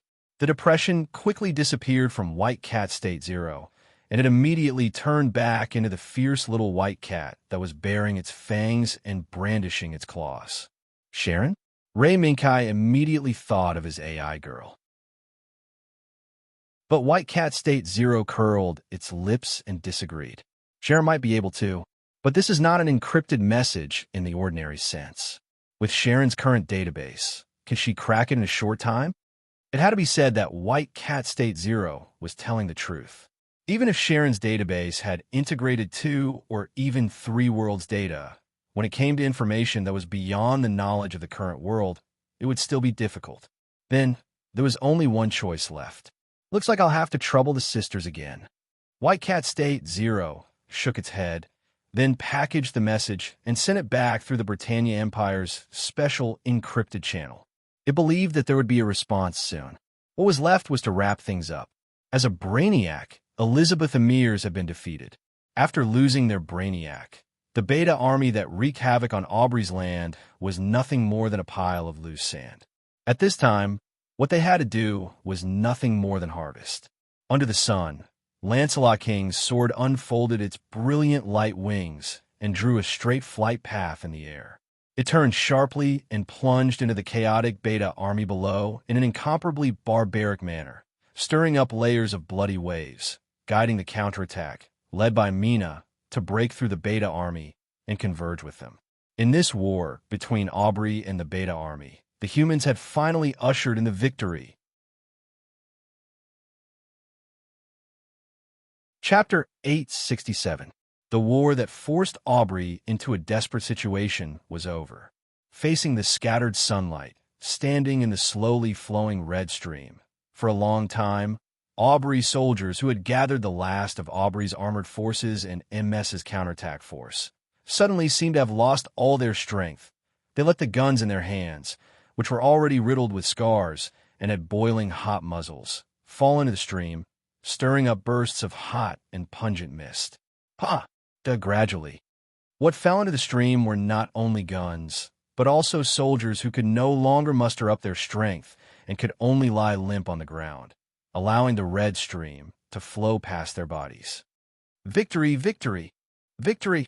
Roars of anger resounded through the smoky defensive line and also resounded in the hearts of all the humans who were defending the Bright Night defensive line.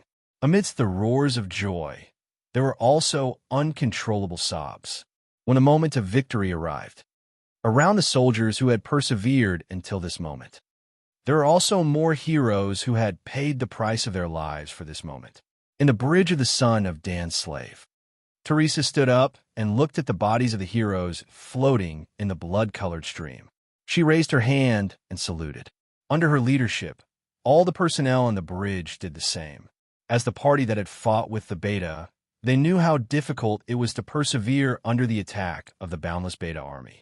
After a while, Teresa put down her right hand and ordered slowly, "Madukas, exchange the supplies on the son of Dan's slave. It's time to let the heroes take a break." Madukas straightened his body with a pah sound. "Yes, sir." After a pause, Madukas said again, "Knight has successfully boarded the ship just now." Hearing this, Teresa's eyes lit up. But soon, Teresa frowned and thought of another possibility.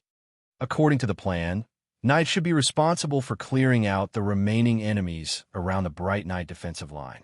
So, Madukas, did Knight say anything? Yes. Just now, when Knight was boarding the ship, he mentioned that he wanted to use the holographic conference room immediately. Holographic conference room? Teresa nodded. "Mardukas, I'll leave this place to you. I need to get there right away." "Yes, sir."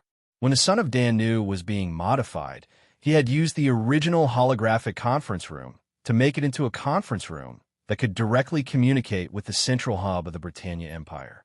Therefore, this meeting room would not be used when it was not necessary.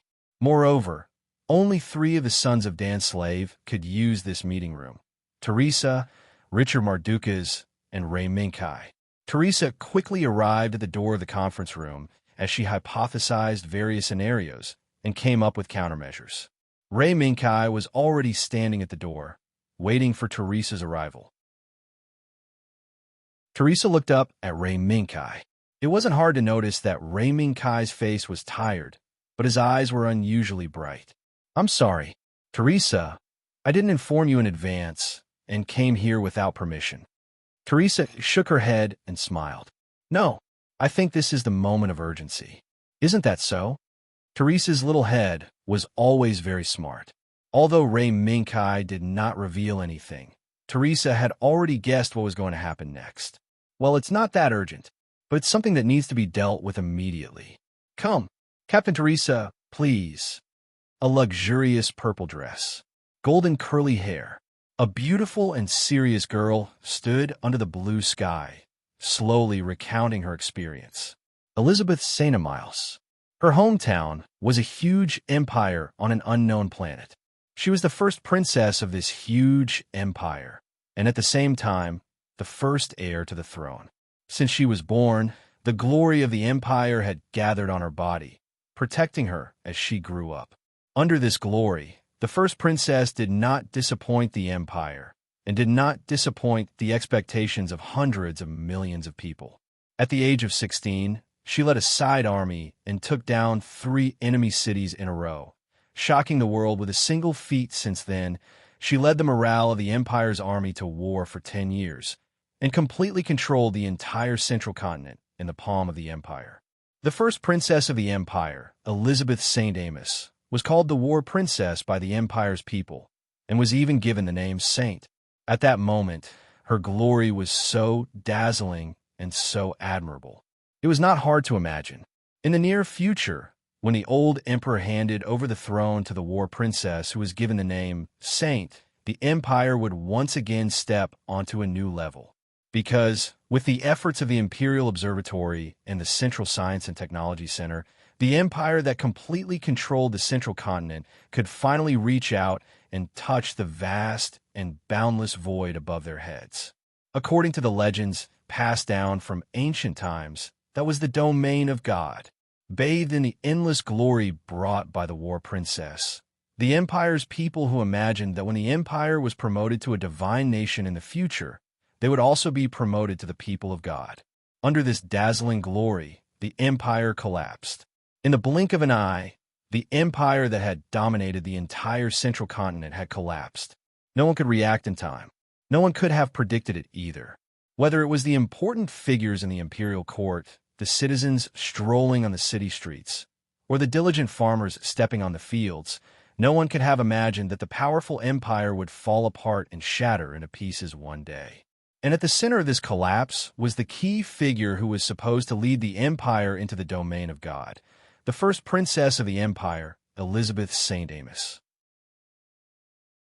Countless monsters appeared from the center of the empire and tore apart all the humans that appeared in their line of sight, bringing blood and war to the empire's capital that the empire's people thought would never fall. That day the sun was bright and beautiful, but it was also so cold and bloody. In the imperial palace of the empire that was burned by fire, the old emperor sat on the throne. Beside him were the empress, concubines, and many princes and princesses who had died tragically from the monsters tearing their bodies apart. A pungent smell assailed the old emperor's nostrils, almost making it impossible for him to open his old eyes. But the old emperor still used the last of his strength to raise his right hand and point at the black figure standing in front of him. "Aren't you Ellie?" But before the old emperor could finish his words, a blood-red monster rushed out from behind the black figure and sent him to hell. Yes, that's it. In the hall where the imperial family was buried, the restless monsters suddenly quieted down and looked at the door in unison, looking at the man with a joyful smile on his face. "Look, Your Highness, this is the supreme truth that I offer to you." The scene froze at this moment. It froze at the moment when the man, with a joyful smile on his face. "He is Mr. A," he said, "one of the most mysterious members of the Parliament of Destiny. At the same time, he is also the culprit who caused the destruction of my hometown and caused me to become a monster." It was an encrypted message from someone named Elizabeth Emirs. Among the information, there was information about Elizabeth Emir's life, but most of it was about the man named Mr. A. He appeared. He lurked. He took action. Every time this man, named Mr. A, appeared on a planet that gave birth to a civilization, he would inevitably bring death and destruction there. 13,052 Earth hours ago, Xingyao City observed that a star in a remote world was destroyed, and the civilization there was also destroyed. Looking at the frozen image, Hinana said something that Ray Mingkai and the others did not know. The petite figure hugged the pillow in her arms tightly, and a trace of anger appeared on her cute face. According to the coordinates of the planet contained in this encrypted message, that remote world is probably Elizabeth Emir's hometown. White Cat State 0 guessed correctly.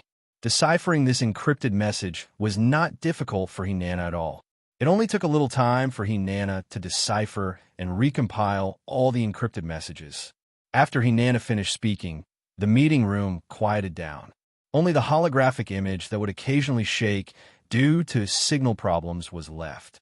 "Kai, looking at the records, you have already fought with her before?" The person who broke the silence was Euphemia. The Empress of the Empire looked a little haggard. It must be because of the super disaster that caused the various affairs in the Empire to surge. And she is very strong. But Ray Minkai pondered for a moment. She wants to die. Die. The people who participated in this meeting included Cornelia, Lakis, Vervian, and the others. This was especially true for Cornelia. Not only was she the imperial princess, but she was also a female general who helped the empire expand its territory. After witnessing Elizabeth Amir's life as a human being, she couldn't help but resonate with her. After recovering from her shock, a helpless, bitter smile appeared on Cornelia's lips. I think so too. Not only did she become a monster, but she also killed her loved ones under the control of others and buried the entire empire with her own hands. If it were me, I'm afraid I would do the same. Sister. Euphemia got up and walked to Cornelia's side. She raised her hand and put it on her sister's shoulder. I'm fine, just a little emotional. Your Majesty. Cornelia shook her head, then looked at Lei Minkai and said sternly, Don't worry. Your Highness, if it's possible, she should welcome her own ending, as a human being, as well as the Empress of the Empire. I promise. On the other side, Hinana clapped her hands. That's the end of my feelings as a knight. I've found Mr. A's next plan of action. Hinana stretched out her hand and tapped in front of her. Then, images popped up in front of everyone. Speaking of which, this is the first time we've captured Mr. A's whereabouts so accurately. In the records of the administration, Mr. A's whereabouts have always been erratic. Our patrol officers have not been able to find any traces of him at all. Ray Minkai, what do you think we should do? Paradise Island. Ray Minkai's gaze fell on the image. He recognized the island on the image at a glance. Was it a trap, or was it real? Lei Minkai didn't care about these considerations at all, because there would be a great battle on Paradise Island. Chapter 868. Paradise Island? Among all the people present, other than Ray Minkai, Lux was probably the only one who had memories of this name. As Lux Klein, whether it was her experience at that time or her subsequent life, the Battle of Paradise Island had become one of Lux's memories of that war, even if she did not personally experience it. Now, no. After pondering for a while, Lux thought of the key to Paradise Island that Ray Minkai mentioned. The current world situation was constantly showing signs of rapid changes due to the occurrence of super disasters. The most obvious one was the appearance of the alien enemy, Beta, and it swept through human society in a short period of time. According to the current situation, the Earth Alliance, which had lost most of its territory after Beta swept through its entire sphere of influence, would probably choose Paradise Island, which also had the strongest defense, as the final fortress. At the same time, the signs of activity brought about by the highly concentrated personnel, as well as the high energy consumption caused by the production of equipment, were like bright lights in the night, attracting the attention of the outside world. Under the invasion of the alien enemy, humans were struggling to hold on, and Beta, who was wreaking havoc on the world. After the battle, the Minerva had an exchange of information with the Alba Ministry of Defense. What Lux mentioned was actually something that everyone had expected. Whether it was the Pillar of Heaven or the subsequent Minerva, they were all proving a possibility. The Gauda seed world that Ray Minkai and Lux were familiar with was being fragmented and in the form of time stagnation, integrating into this world. However, this time, Paradise Island, and even Plant, which would appear in the Britannia Empire site later, would suddenly, a message pop-up appeared in front of everyone. Emergency. After Vivian and Hinana looked at each other, she said, Just now, the Alba Ministry of Defense received a message from the International Public Channel. Everyone looked at each other in surprise. Release it. Vivian. Euphemia nodded. Then the pop-up in front of everyone changed from a simple text interface to an image. In the image, it was a man giving an impassioned speech. As soon as he appeared, Ray Minkai recognized him. Even though they had never met each other in real life, they had never met each other before. However, given the content of the speech and the location he mentioned, Ray Minkai was still confident in his judgment. Rod Keppel, the new leader of Blue Persian Chrysanthemum after Yazlar's, Rod Giplier. Although in the movie, he had been schemed against by the old Fox chairman and was suppressed everywhere, It was undeniable that under his command, the Atlantic Federation, led by Blue Persian Chrysanthemum, had indeed greatly increased the military strength of the Earth Alliance. The mass-produced machines, mainly based on Wundam and the technically improved version of the short sword L, had completely replaced the mass-produced assault short sword of the regular MS troops. Apart from that, Rod Jiplier also ordered the various departments under his command to develop heavy weapons that could instantly annihilate the enemy. It had to be said that all of Rod Jiplier's decisions were made with the goal of completely wiping out the enemy. Behind the projection screen, a gaze fell on Ray Minkai. It was Lux. Kai. It seems that Rod Jiplier wants to use Paradise Island as a base to launch a counterattack against Beta.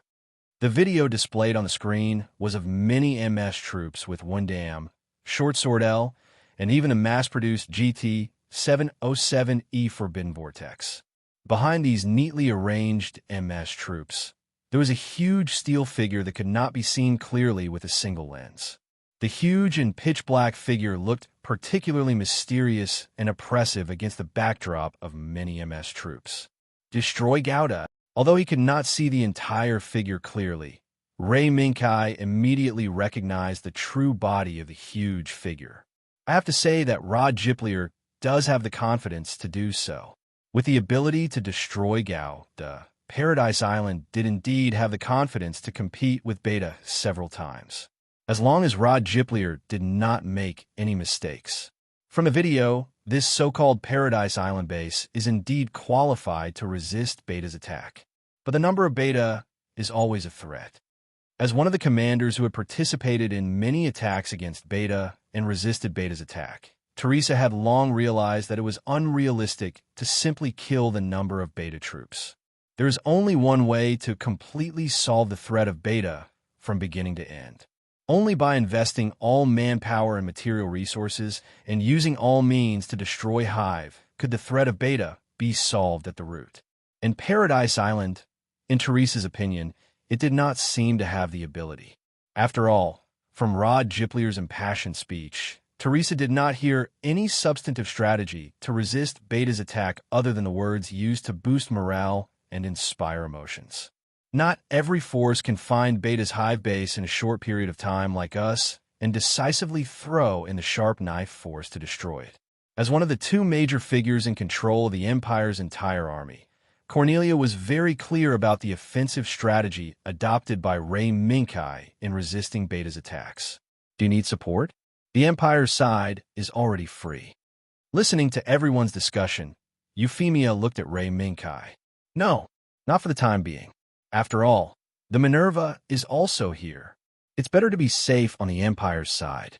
Ray Minkai did not agree to Euphemia's suggestion to transfer the Empire's elites to support them. Ray Minkai felt that even if there were no signs of Beta near the Empire's mainland, given the uncertainty of the continuity of the super disaster, any living force must be kept in the Empire's mainland as much as possible to deal with possible accidents. Okay, then, I'll let Dr. Roy be ready. After a pause, Euphemia smiled. After hearing about the activity of Lancelot, King's Sword, Dr. Roy seems to have become a little impatient. He wants you to try his new masterpiece.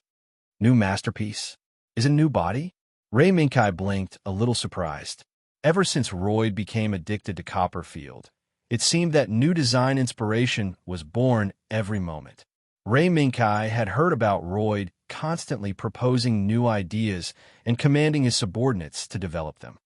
Okay, is that so? Although I'm looking forward to it, I don't plan to change to a new body this time.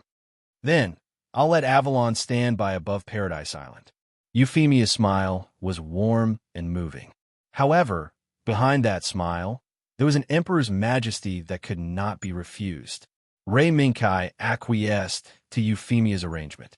Fortunately, Euphemia only arranged for Avalon to come to support, not the floating fortress, Damocles. With the weapons equipped with the floating fortress Damocles, it was bound to be able to eliminate any hive that appeared within its range in a short period of time. However, as a national treasure, Damocles could not easily leave the Empire's mainland. This could be considered Euphemia's arrangement. Ray Minkai did not refuse, nor could he refuse. The outline of the operation regarding Paradise Island was quickly finalized in a global speech by Rod Giplier. Ray Minkai's side still dispatched the Minerva, its subordinates, and Ray Minkai. Although the Minerva was under Zaf's command, Ray Minkai believed that Captain Talia would still make the correct decision. As for Aubrey's side, Ray Minkai might need to confirm Mina and Carrie's thoughts. However, before that, Ray Minkai seemed to have something to deal with. After the meeting ended, a beautiful figure quickly arrived on the son of Dan's slave. She wore an elegant long dress. Her soft black hair was tied up into a high ponytail. Beside this beautiful figure, there was a squarish electric suitcase with flashing LED lights on the edges. It slowly followed her footsteps. "Lux, why are you here?" The people on the son of Dan's slave had already gotten used to Lux's ability to transform living people from time to time. Thus, when Ray Minkai directly called out Lux's real name, it did not attract any surprise from the surrounding people. "Since you're free now, accompany me on a trip." As Lux smiled sweetly, she reached out and patted the electric suitcase lightly. "This child was personally made and given to me by Nana on my birthday. All this time, I haven't found a chance for it to display its abilities. Now, it can be considered an opportunity." Lux's exclamation made Ray Minkai somewhat puzzled. Apart from being puzzled, Ray Minkai was also astonished by the electric suitcase, which first used the LED lights to create a depressed expression, then changed into an expression of working hard. "It has its own AI?"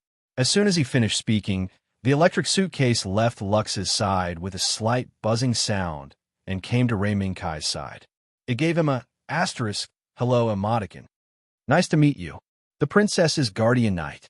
I'm Little Box." At this time, the figure of the white cat, State Zero, appeared on Ray Minkai's shoulder. The gaze of a cat and a box seemed to converge at this moment. "Hello. Knight's little cat. I'm Little Box." In an instant, a murderous aura rose from Ray Minkai's shoulder. "Roar! What the hell is this? I'm not a cat. Its sharp claws were waving around in the air. The roar of a beast reverberated back and forth in the tunnel. But soon, after Ray Minkai reached out and clamped the back of the white cat's neck, it became calm again. It seems that State Zero likes this child quite a lot. Maybe so. Ray Minkai patted the white cat's little head, comforted it, and continued speaking. "Didn't you say you were going out? Let's go. Let's go." As the long skirt fluttered, a fragrant wind greeted them. "Maybe we'll meet an old friend. That child seems to have grown up." Chapter 869. Luna Maria struggled to put a water tray full of bloody bandages on the cart at the door. Since the end of the fierce battle, Luna Maria hadn't had a good rest before Real Flying Bird walked down from the Polskauda and hurriedly left the Minerva without looking back. Then, she learned the reason why Real Flying Bird was in such a hurry from Remington. Real Flying Bird ran to help the wounded, just like he did when he was saving the Pillar of Heaven. This request naturally wasn't Real Flying Bird's hot-headed idea. After the battle ended, True Flying Bird immediately sent a request to Captain Talia. Maybe it was because they fought together and resisted the enemy. Maybe it was because Ob was a traditional friendly country of plant. Maybe it was because of other reasons. Captain Talia didn't have to think for long before she agreed. She then distributed some of the Minerva's resources to True Flying Bird to bring them over. "Luna Maria, this is the real motherland. No need to be so surprised." Facing Luna Maria's confusion, Rem was much calmer. He understood Talia's intention of agreeing to Real Flying Bird's request. Therefore, Rem, who didn't want to explain too much to Luna Maria, turned around and pushed the cart full of medical supplies and chased after Real Flying Bird. Seeing the two leave one after another, Luna Maria was puzzled, but she didn't want to be left alone. Therefore, there was the scene just now. Where did these two guys get the stamina? They came here right after the battle and stayed here for a few hours. Luna Maria wrinkled her nose and looked up at the night sky, full of stars. "Luna Maria, Do you have any more bandages? At this time, the voice from the treatment room made Luna Maria feel discouraged. Oomph. You only know how to save people, don't you know how to eat? After Luna Maria rubbed her empty stomach, she turned around and pulled out a new box of bandages from the bottom of the cart. Hiss, why is it a bit heavy? Luna Maria's body swayed, and she lost her grip on the box. Be careful. Just as the box was about to hit Luna Maria's feet, a pair of strong hands caught it just in time. At the same time, a familiar mask appeared before Luna Maria. I'm sorry. You two, night. If you're tired, then go and rest. The food is ready. The person who came was Lei Minkai. News of real flying bird. Ray and Luna Maria from Minerva being active in the treatment area for the wounded had spread throughout the Bright Night defensive line. After Luna Maria responded in a daze, she subconsciously took a step forward, but she was forcefully pulled back by her. No, now is not the time to eat. Luna Maria forced herself not to think about eating. Just as she reached out and wanted to take the box from Ray Minkai, she was stopped by another pair of hands. At the same time, a voice that had a strong affinity and could inadvertently make people relax silently slipped into Maria's heart. Luna Maria, you've done enough. Now, it's your turn to rest. Leave the rest of the matter to us. Okay. The one who stopped Luna Maria was a slightly familiar black-haired girl. Luna Maria remembered that in the previous battle, this black-haired girl seemed to be in the bridge of the Minerva, sitting beside Captain Talia as a guest. You're Miss Audrey? Yes. Now it's your turn to rest. Luna Maria. The black-haired girl. No. It should be said that Lux, who appeared with Audrey's face, gently held Luna Maria's hands and brought her to the resting area where the food was already laid out without giving her any chance to refuse. I'll bring Luna Maria over first. Please bring this child to the treatment area. Looking at Luna Maria being pulled away by Lux, and then looking down at the electric suitcase that was greeting him with an emoji, Ray Minkai actually felt a little funny in his heart. What the hell is this thing? Seeing that the surrounding was busy and no one was paying attention to it, White Cat State Zero jumped from Ray Minkai's shoulder to the top of the electric suitcase. The moment State Zero of the White Cat landed, the electric suitcase with changing emojis actually sent out a painful emoji. This guy could feel pain. White Cat State Zero raised its sharp claws and made a gesture back and forth on the screen with a painful emoji. Wait, let's talk nicely. Little Box is not a bad guy.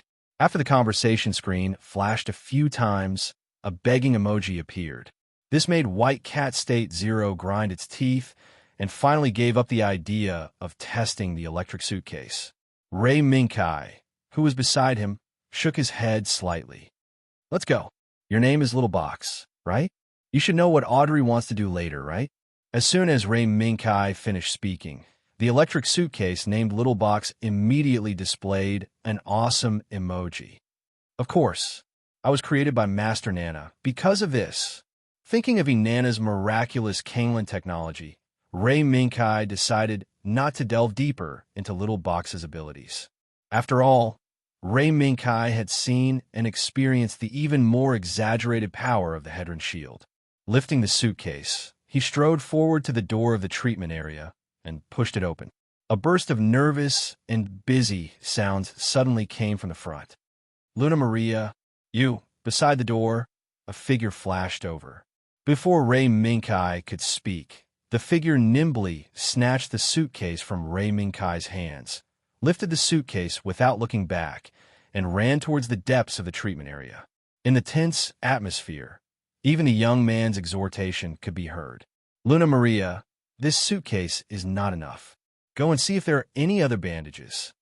The back view of the red Zaft military uniform with his sleeves rolled up was the young man who was so busy that he was sweating profusely.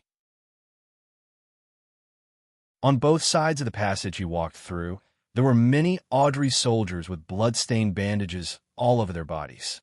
Their faces were filled with pain, but they were also filled with joy.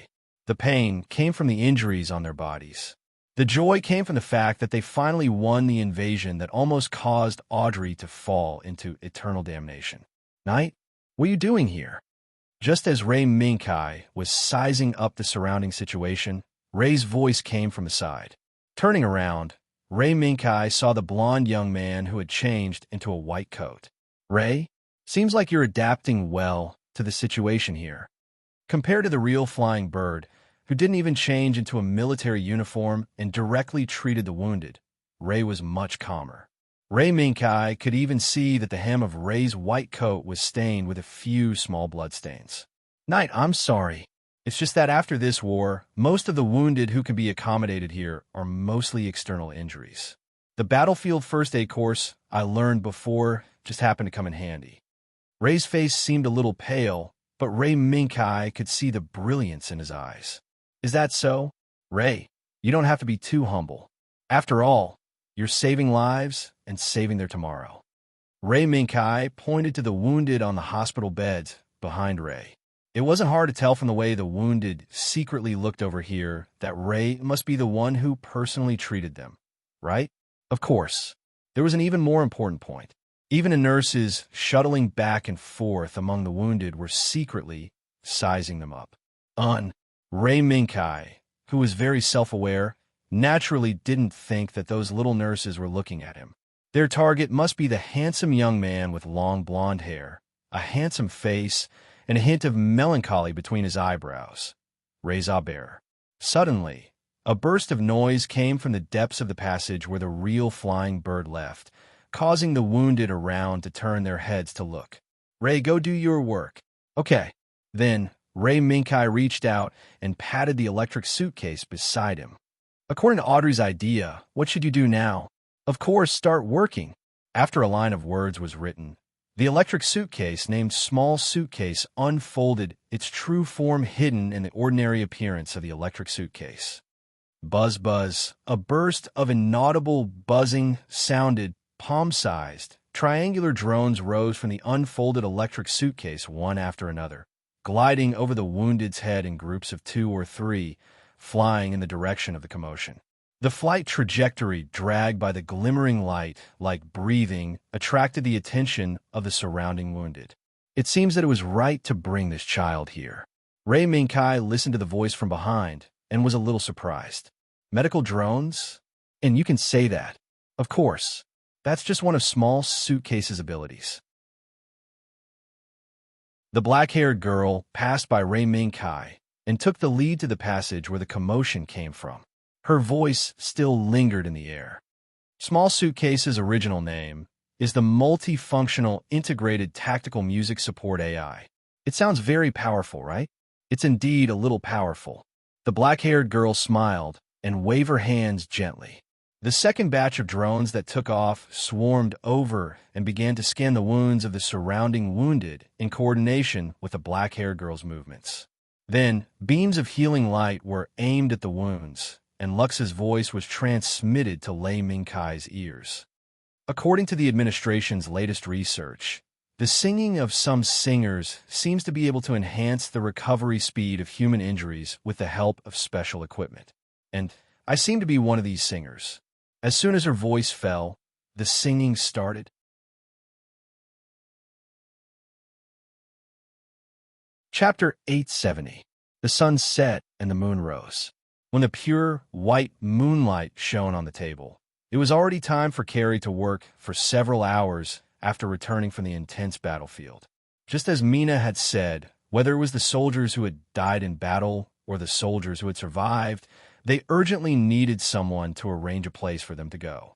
However, Carrie, who was so engrossed in her work, did not take into account that she herself was also someone who had walked out from the intense battlefield. The tragic experiences she had on the battlefield, the accumulated fatigue she had accumulated was not much better than the surviving soldiers of Aubrey. I did not say that you have to disregard your fatigue and fight until dawn. The moment the door opened, a familiar figure stepped into Carrie's office. Behind her were 2 helpless and troubled Aubrey soldiers. Go and rest. Let me take care of this myself. Lord Mina will not make things difficult for me. Carrie put down her pen, rubbed her temples, and stood up. She spoke as she walked to the tea table on the right side of the room. Would you like a cup of coffee? Or perhaps a cup of tea? Mina's sharp eyes looked at Carrie's stubborn expression for a while, then shook her head. No, I don't need that kind of thing. Mina turned around and walked to the table, casually picking up the documents on the table and glancing at them. Compensation for the families of the martyrs? I didn't expect you to think so far ahead. Prime Minister. Carrie held the kettle tightly, wanting to make herself a cup of coffee, but she realized that standing up was already all she could do. Taking advantage of the fact that Mina could not see her trembling right hand holding the kettle, Carrie sighed inwardly, let go of her hand, and turned around to respond. Every soldier who sacrificed for Aubrey should be treated as they deserve. And the families who lost their heroes will not lose their pillar of support because of this. Because Aubrey will take care of the families of the deceased heroes until... She paused for a moment and subconsciously looked behind her desk to the right of where she usually sat when she was handling official business. That was where her loyal and close guards used to stand. Until after 100 years, the families of the heroes will go to the other side to reunite with the heroes without any regrets. Even though it was only for a moment, Mina still noticed Carrie's gaze. However, she did not point it out. Placing the document back on the table, Mina strode over to Carrie. Then, I'm done here. It should be our Prime Minister's turn to visit the soldiers who were injured for the country. But I still have some unfinished business here. Suddenly, Mina took advantage of Carly's inattention and slapped her on the shoulder. Caught off guard, Carrie's legs turned to jelly and she almost fell to the ground. Fortunately, as the instigator, Mina was quick enough to support Carly. Now, do you still think you have the energy to continue working? Aubrey's Prime Minister. Carrie struggled for a moment, but eventually gave up on the idea of continuing to work on the documents. Clearly, you also work and rest should be balanced. Isn't that so? Thus, under the watchful eyes of her subordinates, Carly followed behind Mina and boarded the vehicle that had been prepared beforehand. They drove all the way to the treatment area where the wounded were being treated. Gazing at the ruined city outside the window, looking at the originally lively scene that had now turned into a pile of rubble and monster remains that hadn't been cleaned up yet, Carrie suddenly felt her shoulders become heavier. The battle that almost destroyed Aubrey had ended. The next thing to do was to rebuild Aubrey. Along the way, Carrie's expression kept changing. At times it was serious. At times it was sad. At times it was struggling. Mina did not try to persuade her. This was all a test for Carrie. Not long after, the convoy from the Prime Minister's residence slowly drove into the treatment area. Before the vehicle stopped, Carrie, who was thinking about Aubrey's future, was startled awake by a commotion. What's going on? Outside the window, there was a faint but clear voice. At the same time, in the largest building for the wounded, there seemed to be flashing lights floating in the air. Puzzled, Carrie got out of the vehicle and pulled an Aubrey soldier who was not far away. What's going on inside? To Carrie's surprise, the Aubrey soldier didn't immediately respond. Instead, after being urged by Carrie several times, he seemed to have snapped out of his daze and saluted Carrie in a fluster. I'm sorry, Madam Carrie. Compared to the Aubrey soldier's dereliction of duty, Carrie was more concerned about what was going on in the building for the wounded. However, the Aubrey soldier hesitated. It seems like someone is singing in there. The Aubrey soldier stammered a few times before he uttered a sentence that left Carrie scratching her head. Don't make things difficult for him. There's indeed someone singing here. Moreover, the person singing is someone you know. When Mina's affirmative voice sounded, Carrie saw the Aubrey soldier heave a sigh of relief, but he did not dare to show too much of it. This made Carrie feel helpless. Go back to your duty. Pay attention to your surroundings. Yes, Madam Carrie. Looking at the backs of the fleeing Aubrey soldiers, Mina stood at the gate and looked at Carrie. If you're curious, why don't you follow me? No one will come to welcome you if you just stand there. Prime Minister. The corners of Carrie's mouth twitched, but she did not respond to Mina's sarcasm. To her, such sarcasm was something she was used to. In the depths of the bone-chilling night, Carrie followed behind Mina. The moment she stepped through the door, Carrie's spirit was lifted. She felt refreshed, and the accumulated fatigue in her body seemed to have disappeared. What's going on? Carrie's bewildered gaze followed Mina to the hall of the building, landing on the figure surrounded by the wounded. Rays of pure, white light scattered from the small triangular drone hovering above the hall, covering the figure like moonlight. The figure that seemed to be covered by a layer of holy white gauze was so beautiful, so holy. The singing of prayers seems to be faintly glowing. That is all right. After a pause, Carrie recognized the back of the figure. However, the moment she touched the long black hair, Carrie seemed to have understood something and did not speak. Mina gestured to an empty corner and signaled for Carly to follow her. You. As soon as she walked over, Carrie saw a familiar mask and a familiar figure. Leno. Knight. I didn't expect it to be you. You. Carrie looked at the figure sitting in the corner in surprise, then subconsciously turned to look at the eye-catching figure in the hall. You. We're missing, aren't we? Before Carrie could ask, the man took the initiative to speak with a smile. According to the actual situation, we are indeed missing. This is not something to be surprised about, isn't it, Prime Minister? Carrie stared at the mask for a while, then finally nodded. You're right. After all, under those circumstances, Carrie sighed, then suddenly put on a serious expression. Knight, after that, you didn't return a plant? You went with her and Audrey. The man named Knight frowned. He understood. Carrie's words seemed to be hiding something. No, at that time, we were indeed missing from this world. They've completely disappeared. As he spoke, the gaze hidden under the mask was still wandering around. Maybe it was because the singing was unusually moving. Maybe it was because the figure was very eye-catching. Other than the triangular drone hovering above the hall, no one noticed the situation here. Then, who was the Holy Lion Knight who appeared in Zaft half a year ago? Carrie finally asked the question that had been in her heart for a long time. Half a year ago, Holy Lion Knight. This time, it was the man in Mina's turn to be surprised. It seems that the changes in this world are far beyond our imagination, isn't it, Mina? Perhaps so. When the pillar of heaven fell into this world, we didn't receive any news about the Holy Lion Knight. It seems that the destiny plan advocated by our Chairman Dylandal is far more complicated than we know. Watching the two talk back and forth, using the name Holy Lion Knight as the basis, Carrie could speculate a lot of possibilities. She frowned and couldn't help but organize the information she knew in her mind. In fact, after the crisis of the X1 rift erupted, Zaft's newest warship, the Minerva, went missing. After the subfleet that went to the D-Frontier Research Space Station to search sank, Zaft was suppressed by the monsters that came out of the rift at his doorstep. It wasn't until Chairman Dylandal relied on the powerful lethality of the miniaturized Genesis and the efforts of the Holy Lion Knight that Plant and Zaft officially declared as the hero of the battle against Yukindue, that they were able to eliminate the alien monsters that once suppressed Plant's doorstep. Holy Lion Knight, Yukindue. The eyes hidden under the mask gradually turned cold. There is only one person who could be crowned with the title of Holy Lion Knight in the battle against Yukindue. That was when the Genesis was about to be launched towards Earth.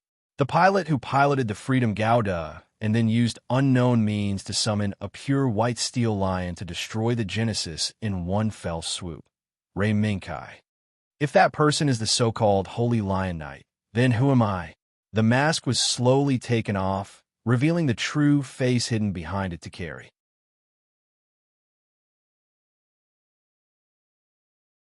Chapter 871. Plant's capital, April City. A fleet returning from an expedition was slowly sailing into the harbor, welcoming the first rest after the crisis from the X1 rift.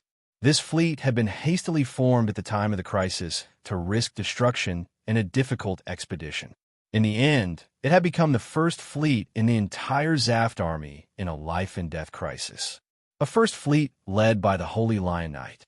A powerful fleet formed by a man with the Holy Lion Knight at a critical moment and personally led the attack to fight against the enemies from another world.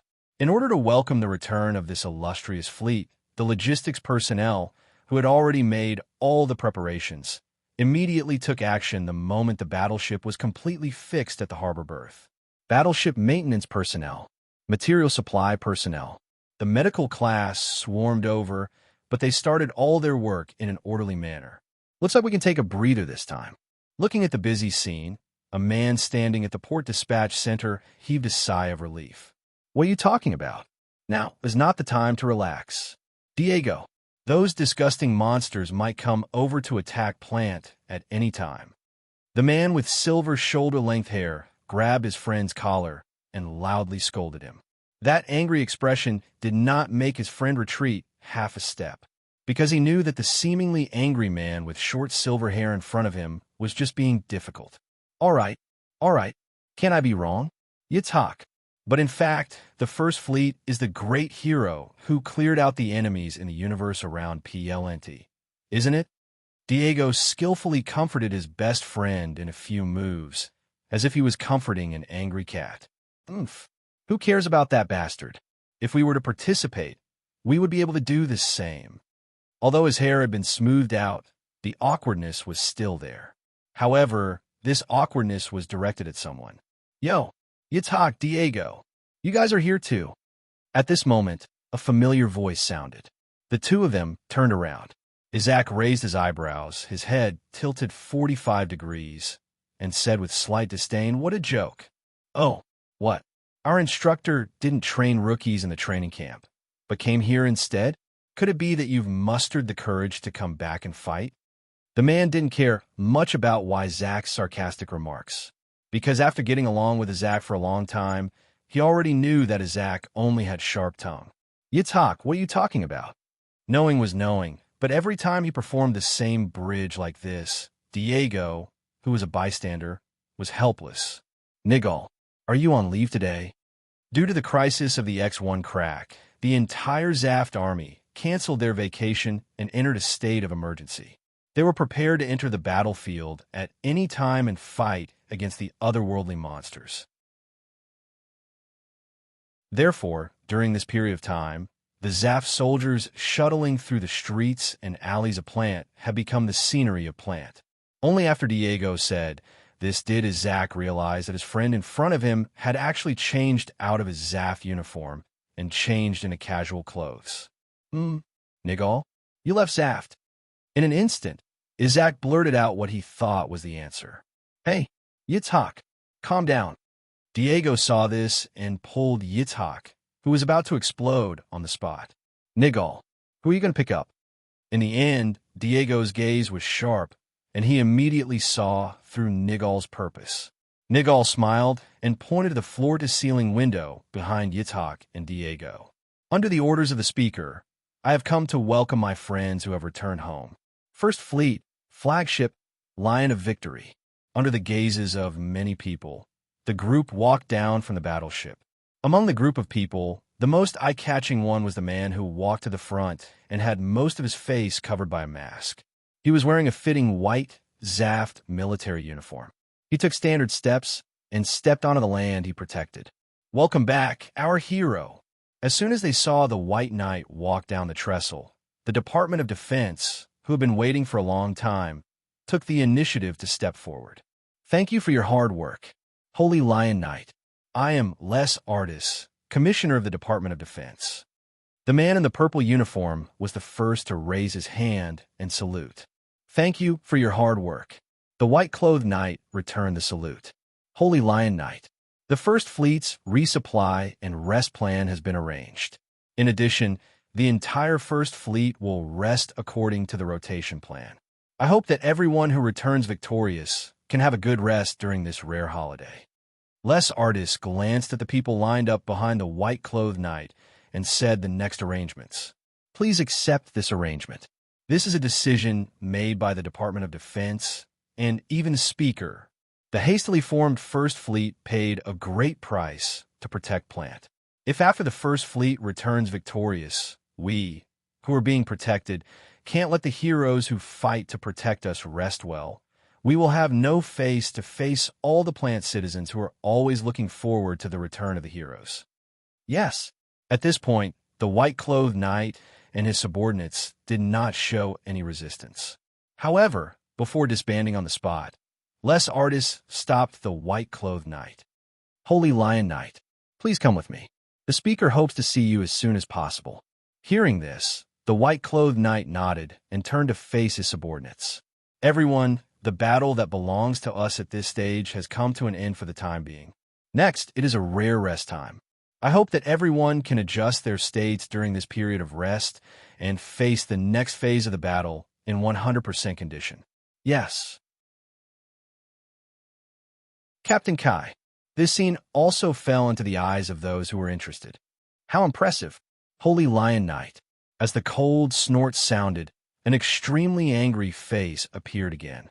All right. Yitzhak, what's there to be angry about? After all, he's a great hero who returned victorious. Compared to this, it's better to go to Neger's side. Seeing that Yitzhak was about to run over and make a scene, Diego immediately pulled his best friend in the direction Neger had left. Holy Lion Knight. In the propaganda of the Plant Supreme Council in Zaft, it was the hero who stopped Genesis from shooting to Earth, Ray Minkai. During the PLNT crisis, he was pushed to the position of commander of the First Fleet by Dylandal, and after his first public appearance, he had been wearing a mask on the battlefield. Due to his powerful and exquisite driving ability and his commanding ability, more and more people had their doubts dispelled. At the same time, more and more people accepted the existence of the Knight of the Holy Lion, that the highest council called Knight of the Holy Lion. However, compared to the increasingly fanatical Zaft soldiers and plant citizens under the increasingly illustrious record of this Holy Lion Knight, Yitzhak and Diego, who had spent time in the military academy with Ray Minkai, felt a sense of dissonance. That guy's become abnormal. That strict, inflexible, and obedient look makes me want to vomit. Taking advantage of a joint attack opportunity, Yitzhak successfully contacted Ray Minkai, who had just become the commander of the First Fleet, and came to this conclusion. Similarly, as a recruit training instructor, Neger had met Ray Minkai once when the First Fleet was formed. Although that conversation did not make Neger feel anything unusual, when he recalled it afterward, Neger was surprised to find that Ray Minkai seemed to avoid talking about Lakis. In the face of this situation, Diego, who had never talked to Ray Minkai, could only give a suggestion of waiting and observing. After all, the Holy Lion Knight was pushed to the position of hero by the Plant Supreme Council and Zaft to save Plant from danger. Even with the support of the family behind Yitzhak, Diego, and Neger could only temporarily suppress the doubts in their hearts and wait for the opportunity to uncover them. The convoy carrying the white-clothed knight soon arrived at the Plant Supreme Council. As soon as the convoy stopped, it was drowned out by layers of sound waves. It was the citizens waiting on both sides of the road. As soon as they saw the convoy driving into the road leading to the Supreme Council, the citizens immediately burst into loud and enthusiastic cheers. Sometimes they shouted the name of the First Fleet, and sometimes they shouted the name of the Holy Lion Knight. Gradually, the names shouted by the citizens became uniform until the moment the white-clothed knight got out of the car and stepped on the red carpet. The same name resounded over the entire Supreme Council. Holy Lion Knight. The sound waves were so loud that they even reached the Supreme Council. Dillandar, who was dealing with official business, frowned and raised his head slightly, only to see the officer standing outside the door. Dillandar, who already knew what was going on outside, nodded slightly, indicating that the officer could follow the schedule according to the next affairs. It's time to welcome our hero. Dillandar lowered his gaze, glanced at the document he was processing, and silently got up and left, leaving only the document that was illuminated white by the light. Under the light, a name was particularly eye-catching. Urgent report. An unknown battleship, suspected to be the Minerva, has appeared in Ob. After the Minerva disappeared in the crisis of the X-1 rift, Dillandar had never given up on searching for it. Even in the most difficult moment of Plant, Dillandar did not recall the search fleet that had been sent to search for the Minerva. Now, at this moment, when the surrounding environment of Plant was stable, when Zaft, who had his hands free, was about to launch a combat operation against Earth. The missing Minerva strangely appeared in Ob. This caused countless doubts to arise in Dylandar's heart. But the more important thing was to welcome the hero of Plant as soon as possible, the knight who was personally promoted to the position of hero by him.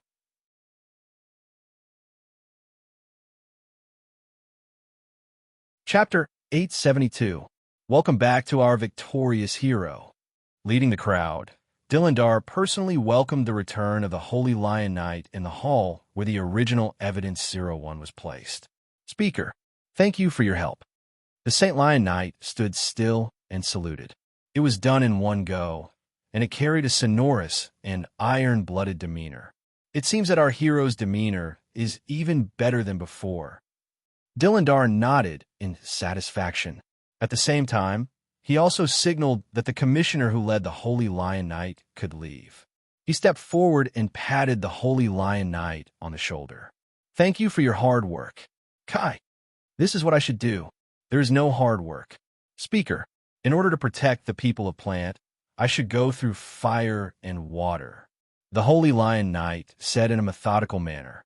Listening to the communication between the speaker and the Holy Lion Knight, the people around couldn't help but nod secretly. Just as Plant and Zaft jointly advertised, the man who was promoted to the position of hero by the speaker was indeed qualified to hold the title of knight. Ha! Okay, let's not be polite here. Dylandar smiled and didn't continue the topic of small talk. He gestured slightly to the crowd behind him, and several people in the crowd left. I want to have a good talk with Kai, but just now I happen to receive good news. Therefore, I hope Kai can come with me. Yes, it's my honor. Speaker. Of course. The crowd outside the Supreme Council hadn't dispersed yet. Therefore, in this situation that was considered risky by security, Dylandar naturally couldn't leave from the front. Instead, he chose to leave from the underground exit on the other side of the Supreme Council.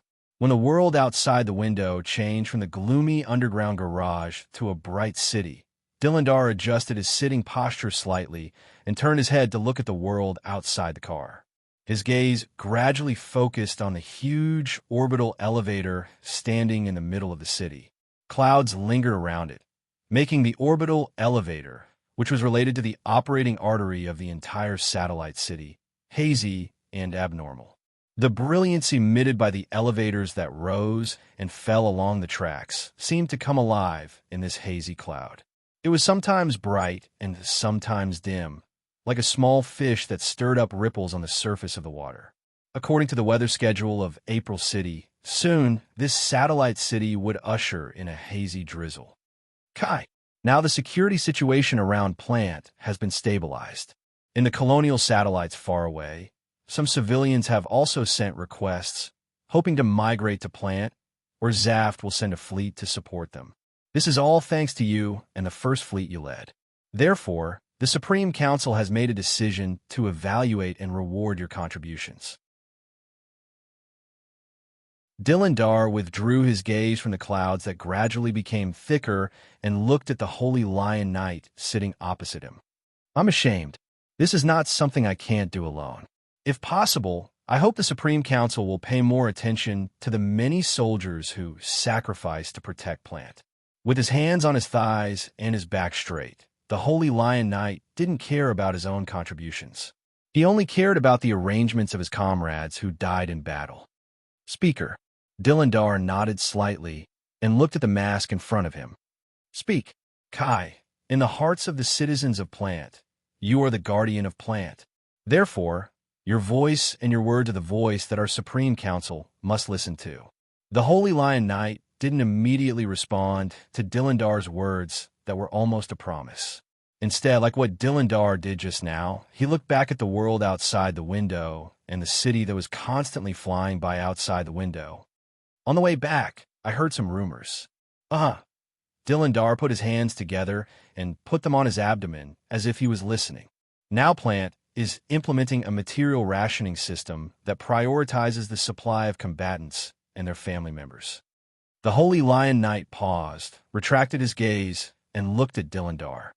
Yes, because of this, Plant was able to complete the adjustment of Zaf's combat force in the shortest time possible and take the lead in eliminating threats to the surrounding universes. Of course, this is also inseparable from the bloody battle of Zaf soldiers. Dilindar admitted this point straightforwardly. Indeed, but I found that in the First Fleet and the Allied fleets that once assisted the First Fleet, there were some rumors that they refused to continue to provide supplies to their families on the grounds of the death of their soldiers. I wonder if the speaker has heard of such rumors? Oh, the eyes hidden by the mask keenly captured Dilindar's surprise. A look of surprise flashed across Dilindar's face. Is there such a thing? Kai, wait for a moment. With that said, Dilindar raised his hand and pressed a button on his side. Then, an unfamiliar and calm voice sounded. Speaker, what are your orders? You should have heard what the knight said. Investigate it as quickly as possible. Plant and Zaft will not allow the bullying of heroes to exist. In addition, urgently allocate a batch of supplies and distribute them to the families according to the First Fleet's casualty list. Well, you will personally supervise it. Yes. Before Dilindar, who disconnected the communication, could speak and promise to thoroughly investigate the incident, the Holy Lion Knight spoke first. Speaker, thank you very much. No, this is what I should do. While you are fighting bloody battles on the front line, my duty is to stabilize the rear and provide an environment where you have no worries. With that said, Dilindar sighed. But this time, it is my negligence. Kai, if possible, I hope you can personally apologize to the families of the heroes who were treated improperly after the incident is investigated. Yes, I will personally accompany the speaker. After that, there was nothing else to say. Although Dilindar still had a lot to say and wanted to talk to the Holy Lion Knight in front of him, under this small episode, Dilindar knew that this was not the best time. What's more, this small episode was not a bad thing. When the hazy drizzle fell and wet the road to the factory area near the April City spaceport, Dilindar and the Holy Lion Knight came to a Mecha located deep in the factory area. The sense of weightlessness brought about by the microgravity environment made the body subconsciously miss the heaviness of the gravity environment. Dilindar's brows could not help but frown. It seemed that he could not immediately adapt to the discomfort brought about by the microgravity environment. It seems that after getting used to the gravity environment, you will feel uncomfortable with the microgravity environment. Dilindar laughed at himself and raised his hand to signal the two Zaf soldiers guarding the large gate in front of him to open the gate. Come here, Kai. There are some things I need to show you. Behind the gate, other than Dilindar's figure, it was pitch black. But this darkness made the Holy Lion Knight feel a sense of familiarity. Yes, it was a sense of familiarity that came from the depths of his memory. Ugh! In an instant, a stabbing pain appeared from the depths of his mind.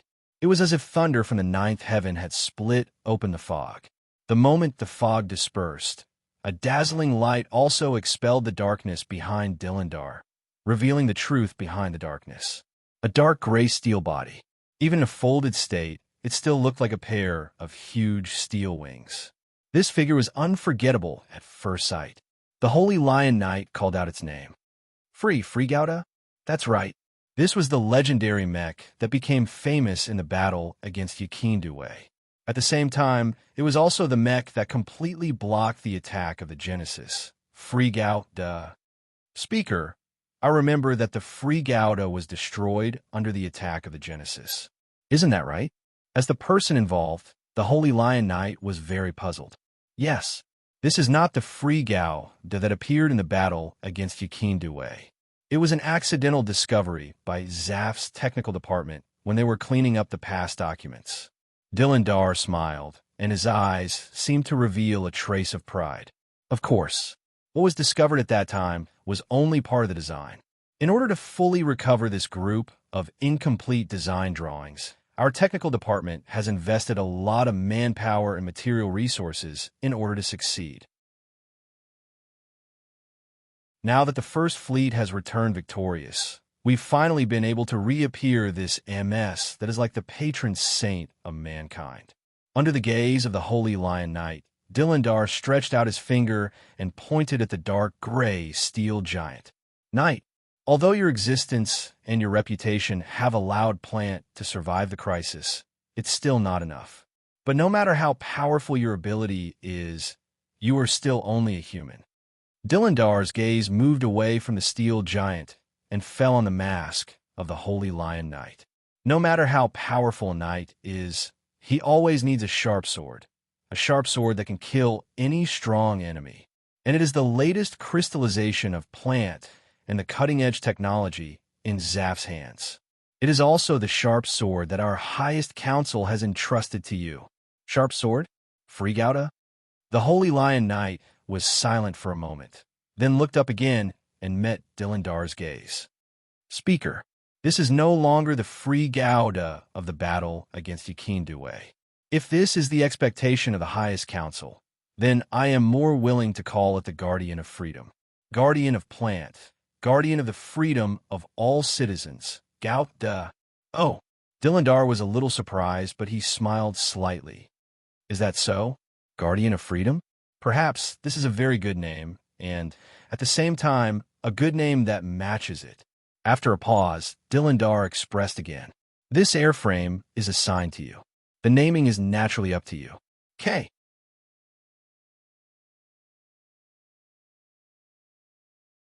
Chapter 873. When the last wisp of smoke dissipated from the horizon, it was already the first day of Aubrey's rebirth. Facing the sea breeze that blew away the last wisp of smoke, Ray Minkai stood alone in front of the blood-stained monument in silence. In his hand was the projection wristwatch that played the image of the Holy Lion Knight, appearing in front of the Plant citizens and turning the tide. The golden light dispelled the darkness that enveloped Aubrey and also dispelled the darkness that tried to cover Ray Minkai's eyes. However, Ray Minkai did not pay attention to the slowly rising sun that scattered its radiance on the land. Instead, he raised his hand to turn off the projection wristwatch and turned around to look behind him. Thank you for your hard work. Real Flying Bird. Standing behind Lei Minkai was Real Flying Bird, who ran to the wounded treatment area to help after the battle ended without looking back. To be honest, Real Flying Bird's behavior did surprise Ray Minkai. Ray Minkai had already had a certain impression of Real Flying Bird.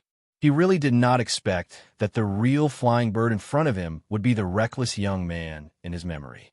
No, perhaps, at that time, he had let the woman named Jemingard rescue Real Flying Bird in advance on a whim. Then, the fate of the Real Flying Bird in front of him might not overlap with the Real Flying Bird that Ray Minkai was familiar with. Real Flying Bird shook his head in the face of Ray Minkai's praise. Then, his gaze went past Lei Minkai and landed on the monument that was dyed red with blood.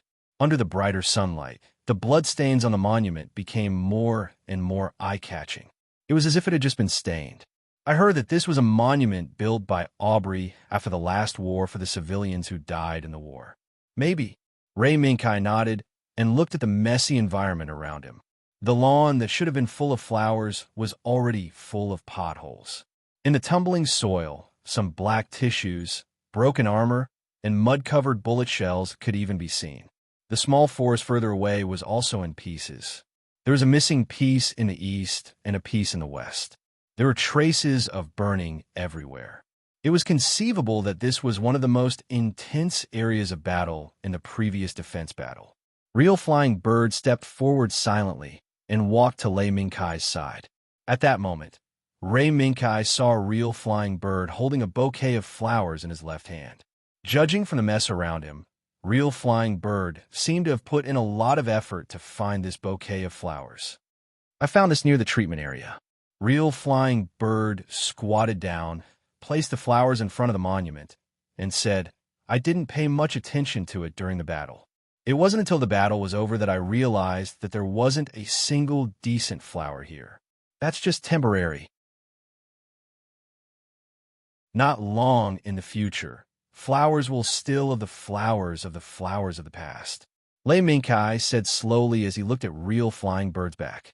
I think so. Real Flying Bird was silent for a moment. Then he stood up straight again. Facing the gradually warming sea breeze, he slowly spoke. Actually, Aubrey is my motherland. Before that war, I had always stayed here. I grew up here and went to school here. Until that war happened. At that time, I didn't understand why that war happened. I only knew that I followed my lord and left my familiar home. Braving the roaring artillery fire, we fled towards the port.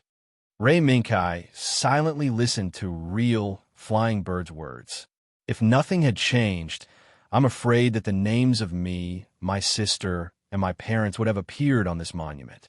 As he spoke, Real Flying Bird turned around and looked at Ray Minkai and the mask on his face. If that woman hadn't appeared, that woman? Ray Minkai's voice was very calm.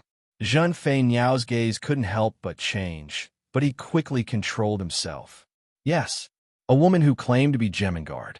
Her appearance allowed our family to safely leave Aubrey, which was shrouded in war. Is that so? That's really a lucky thing. Ray Minkai calmly dealt with Real Flying Bird's probing while sighing in his heart. As expected, Real Flying Bird was still a little slow, even though the Real Flying Bird in front of him didn't show the recklessness in his memory. Maybe. Then, Real Flying Bird didn't chase after him. Instead, he changed the topic. Under Gemingard's arrangement, my family was able to settle down in Scandinavia. As for me, I went to plant and became a member of Zaft. Then, he returned here as a soldier of Zaft. Perhaps this is the impermanence of the world. Ray Minkai sighed. Probably. For a moment, the two of them had no more topics to talk about. They just stood silently in front of the monument, looking at the sun that gradually broke away from the horizon and rose higher into the sky. After an unknown amount of time, Real Flying Bird closed his slightly sore eyes. Knight, do you think we will win this war? A war against those monsters that came out of nowhere. Is your confidence shaken? Ray Minkai shifted his gaze and looked at Real Flying Bird. No, it's just that. I have some thoughts. Real Flying Bird paused and pondered for a moment. Before the crisis of the X1 crack, this world had always been shrouded in the dispute between the naturals and the regulators. In that environment, I joined Zaft. At the same time, I heard and saw some hatred between the naturals and the regulators. You're saying that if those monsters didn't appear, this world might have been swallowed up by the hatred between the naturals and the regulators? Ray Minkai was a little surprised. He didn't expect Real Flying Bird to have his own thoughts. Real Flying Bird hesitated for a moment and nodded silently. If we hadn't met that woman in that war, I'm afraid it would have been the same. That was indeed the case. Ray Minkai muttered in his heart. In the trajectory of the world that hadn't been changed, Real Flying Bird, who had witnessed his parents and sister die tragically in the artillery fire, grew up in hatred. He was also influenced by Ray, who was also the brainwashing mission of the old Fox chairman, and ended up in a hateful and helpless ending. Then, what do you think of this world now? Ray Minkai didn't answer Real Flying Bird's question. Instead, he kicked the question back to Real Flying Bird. He still wanted to see how far Real Flying Bird could go. I don't know. Real Flying Bird frowned. In the end, he still couldn't figure out what he was thinking in his heart. It's not that I don't know. It's just that I don't dare to say it. Am I right? Ray Minkai saw through Real Flying Bird's thoughts at a glance. That's right. The young Real Flying Bird didn't dare to say what he was thinking. Because before this, he had personally stood on this battlefield and fought fiercely with the monsters. After the war, he didn't even have time to rest. He ran to the treatment area with the supplies of the Minerva to treat the wounded. The elite pilots on the battlefield. The paramedics in the treatment area. Under the influence of these two identities, Real Flying Bird couldn't say those thoughts no matter how hard he tried. This war is a good thing. Ray Minkai casually said this sentence that Real Flying Bird didn't dare to say. Looking at Real Flying Bird's slightly panicked expression, Ray Minkai smiled slightly. Although I feel a little sorry for them, from the root, this is indeed a good thing. Real. In the face of an external crisis that is so huge that people can't breathe, can't think about the current situation and only know how to resist the invasion and struggle on the edge of destruction, humans will put down the disputes between each other and gradually move towards the situation of working together to resist the external enemy. Is this possible? Real Flying Bird was very puzzled.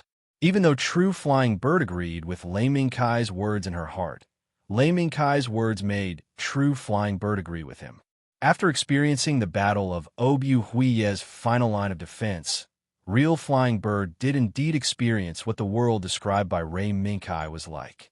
Whether it was in battle or in the treatment area, Real Flying Bird, who was driving Zaf's MS and wearing Zaf's red military uniform, was undoubtedly welcomed by Aubrey soldiers. In the eyes of the Obu soldiers, this young man who was driving Zaf's MS and wearing Zaf's red military uniform was nothing special. The only special thing was that this young man driving Zaf's MS had once risked his life to save more than half of the Obu Armor Brigade in a small-scale assault-level raid, thus saving the crisis of the collapse of the defense line. Therefore, in the mouths of the older Obu soldiers, Real Flying Bird had an additional nickname, Red Shirt Kid. Real Flying Bird didn't resist this nickname, nor did he express any objection, because he felt the recognition from the recognition from the people around him. Lei Mingkai still didn't answer Real Flying Bird's question. Instead, he raised his finger and pointed at Real Flying Bird's heart, then pointed at Real Flying Bird's eyes. The answer is here. Real Flying Bird's mouth moved, and he seemed to be very dissatisfied with Lei Mingkai's explanation. But before he could open his mouth, a faint rumble and the voice that followed interrupted him. Good morning, Real Flying Bird. Currently, the monitoring shows that your body's metabolic functions are in some disorder. According to the monitoring results, you need to rest immediately and take measures such as ordering meals according to time, so that your body's functions can return to normal in a short period of time. 3 palm-sized triangular drones flew from a distance. After circling Real Flying Bird several times, the sound of the small suitcase also sounded. Lei Mingkai looked back and saw a beautiful figure standing not far away. In front of her was the electric suitcase that was accelerating toward Lei Mingkai and Real Flying Bird, as well as the drones it released. It seems that it's time for me to rest. Real Flying Bird looked at the drones circling around him and couldn't help but show a trace of regret. Then I'll go first. Sister Audrey. That is. Lakis, who didn't have time to stop Real Flying Bird, walked to Lei Mingkai and asked in confusion. The growth of humans always surprises people, right? Lakis. Lei Mingkai showed a smile of anticipation.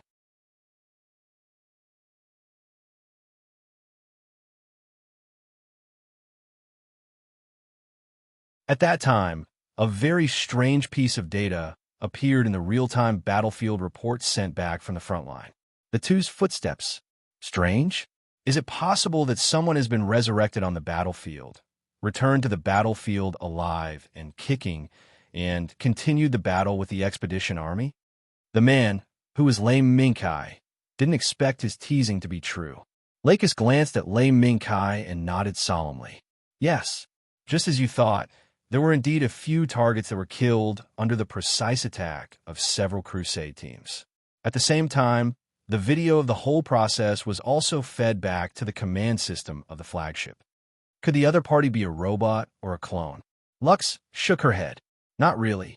In order to prevent the members of the Destiny Council from escaping, the Space Administration made arrangements in advance. They sealed off the space-time around the headquarters of the Destiny Council and filled this space-time with all kinds of interference signals, completely isolating any channel that could allow the Destiny Council to communicate with the outside world. In this case, remote control robots, or even mind control of clones, would not work. According to Lakis, the Space Administration had indeed made all the necessary preparations. What's more, clones can't completely clone the ability of the original body.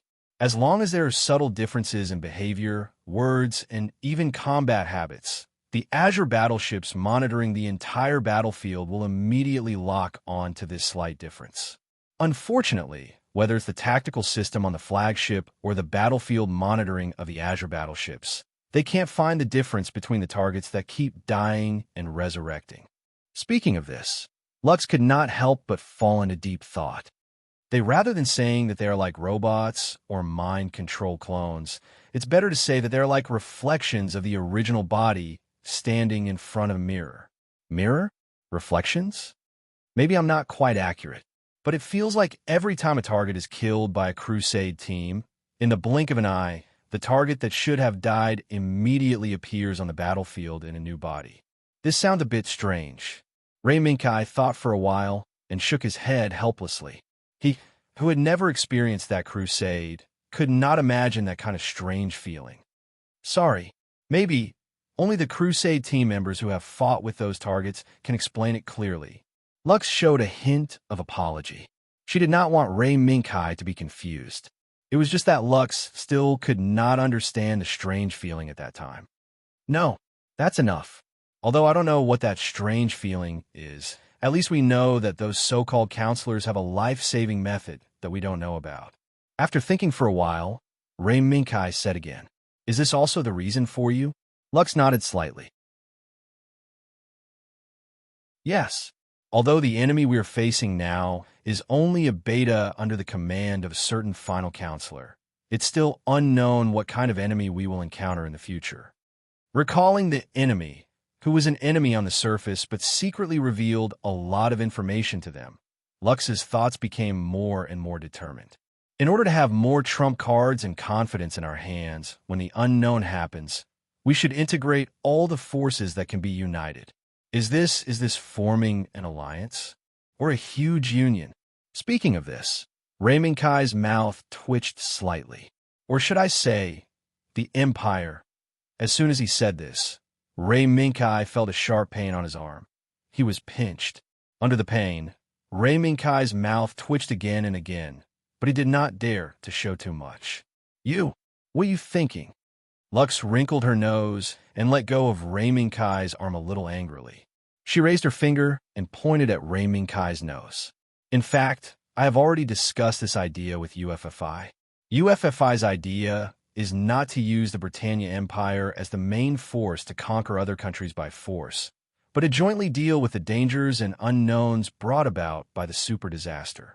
From the standpoint of being victims of the super disaster, we can work together to form an alliance that can resist the unknowns and walk out of this difficult situation together.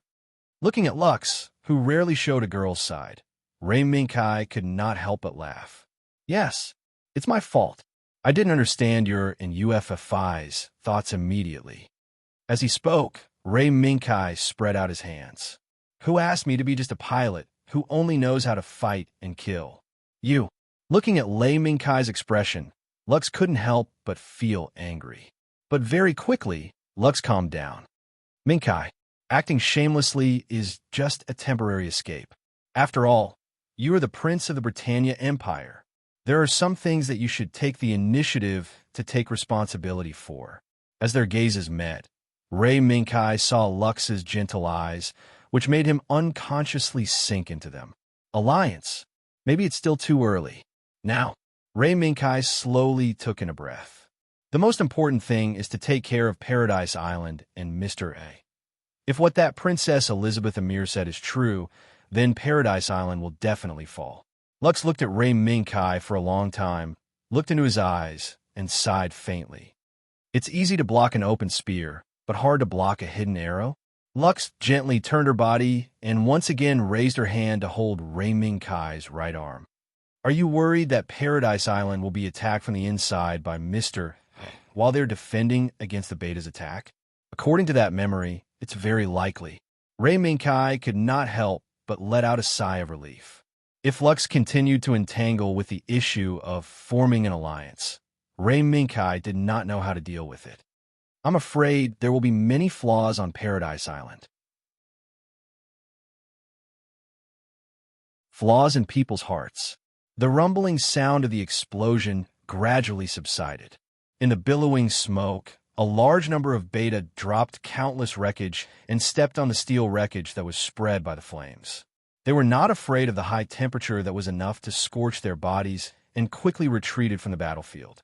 Behind these rapidly retreating monsters, human soldiers with distorted faces and full of anger raised their semi-automatic assault rifles and madly fired at them.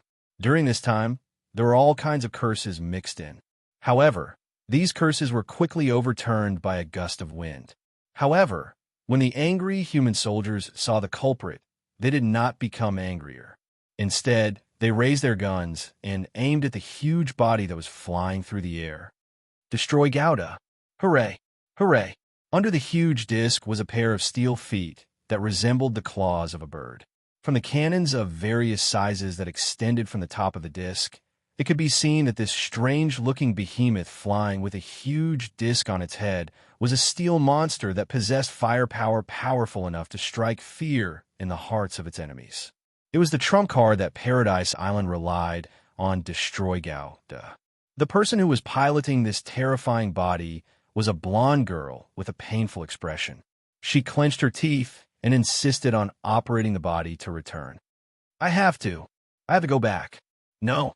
Otherwise, Malu will be worried about. Sure, Stella.